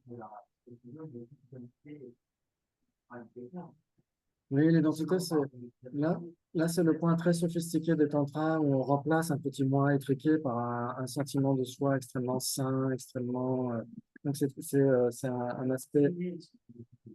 Oui, oui, sublimé d'une certaine manière. Mais la base d'imputation n'est pas la même. C'est pas se dire, moi, je suis Arya Avalokiteshvara avec ses agrégats impurs. Là, ce serait une cognition fausse. Mais c'est remplacer une perception et une conception. Hein? En plus, il est en blanc. Ok, quoi que pas toujours. Très bien, donc en effet, c'est de ça qu'il s'agit. On va essayer de terminer vite fait sur ces points-là, parce que demain, on va tout reprendre de A à Z. Bon, je rigole, mais on va reprendre ces points-là. Qu'est-ce qu'un Arya? C'est une personne qui commence à se réveiller du sommeil de l'ignorance, qui se dirige vers le nirvana, qui s'éloigne du samsara. Ok, très bien, qui commence à éliminer les graines des afflictions. Ok, très bien. Donc, ça veut dire que c'est un arabe, lui, un arabe ne fait plus germer ses graines. Il a toujours des tonneaux de graines dans son continuum. Ouais, plus de graines vénéneuses, normalement, il n'y a que des graines vertueuses, mais ces graines ne peuvent plus l'emmener vers de nouvelles renaissances. Ouais, elles ne peuvent plus germer, c'est terminé. Ouais, pourquoi? Parce qu'il n'y a plus les conditions coopérantes, que sont la soif et la saisie. Dans les 12 zones de production dépendante, qui sont les numéros 17.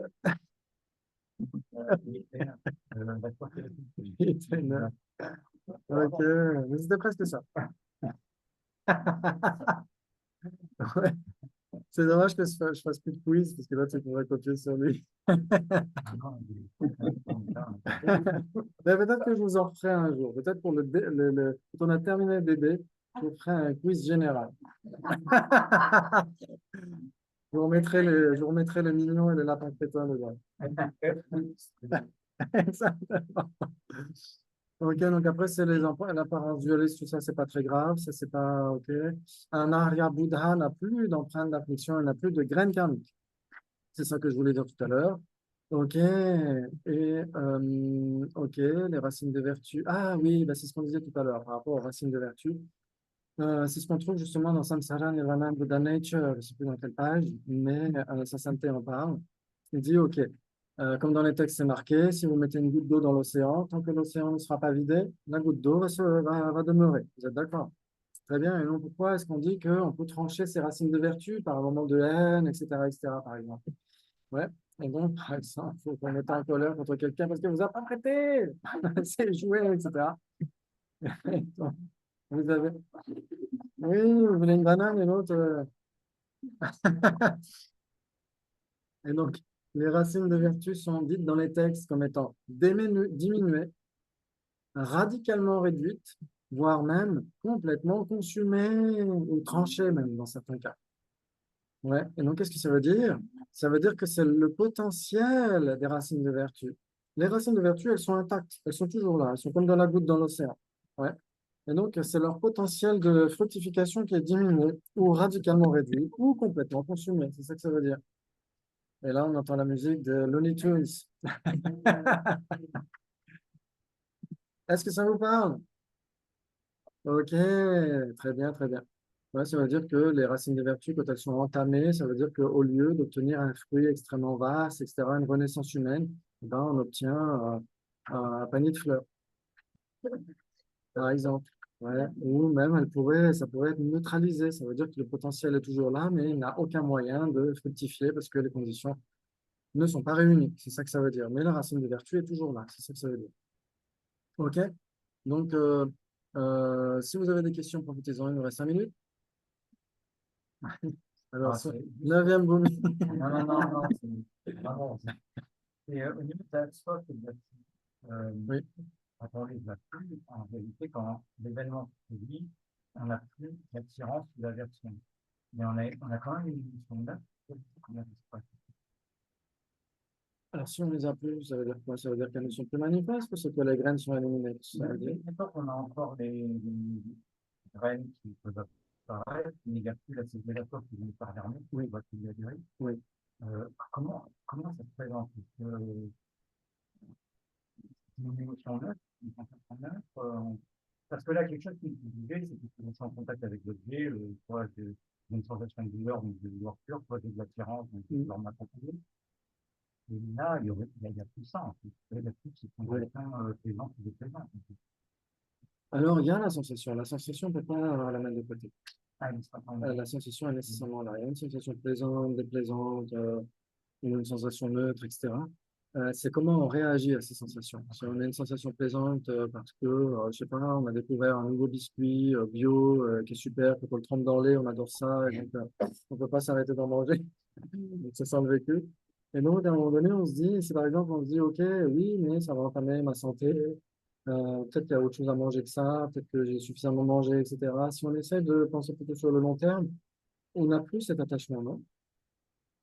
Donc, ça veut dire que la sensation elle est là, ça veut dire qu'on a quand même la sensation plaisante si on mangeait le biscuit, mais on pourrait se dire, OK, c'est le dernier que je mange pour aujourd'hui, au moins, pour le repas. Mais, hein, de la sorte. et on élimine la soif. La soif, dans ce cas-là, c'est en effet, c'est un attachement exacerbé. Ouais, c'est ça la soif, le numéro 8. Et la saisie ou l'appropriation, c'est encore plus exacerbé. Donc, ce sont des moments d'attachement. Donc, aussi, alors on peut être attaché à des vues. J'avais dit une fois par rapport aux appropriations que l'une des appropriations, c'est par rapport aux agrégats, mais c'était une erreur. C'est soit par rapport aux objets sensoriels, soit par rapport aux vues, la vue du destructible, la vue, les autres vues et les conduites. Les conduites, par exemple, les conduites vertueuses, ou ce qu'on appelle comme étant des conduites vertueuses, ou des mortifications. On peut être parfois attaché à une forme de mortification. Moi, j'avais dit les agrégats, mais c'était une erreur, désolé. Et donc, ce sont les 4 types d'appropriation par rapport aux objets des sens, par rapport à la vue du destructible, par rapport à l'ego, on va dire, on est attaché, on saisit notre ego, par rapport aux autres vues, ouais, les vues des extrêmes, etc. Et par rapport à certaines conduites qu'on considère comme étant la porte de la libération, alors qu'en fait, elles ne le sont pas. Je vois pas des sensations, elles sont De toute façon. De toute façon. Oui, oui, oui. Parce que la tristesse n'est pas nécessairement une affliction. Quand le Bouddha a vu que sa sangha monastique s'était divisée à un moment donné, il était triste. C'est pas une affliction, parce que il était éveillé. Ouais, quand ça sentait, voilà, la souffrance des êtres, etc., c'est par la compassion qu'il pleure. Ouais. Et donc, ok, donc la soif et la saisie sont des moments d'attachement extrêmement exacerbés. Et donc, on peut supprimer l'attachement. La sensation, comment supprimer une sensation? Ouais, à part si on est là avec le biscuit et qu'on se dit, ah, bah, je vais faire autre chose, je vais lire un bon bouquin, etc. Donc à ce moment-là, on remplace. Mais on va avoir une sensation plaisante par rapport au bon bouquin de toute façon. Donc ça, on ne peut pas faire autre chose. On va avoir une sensation.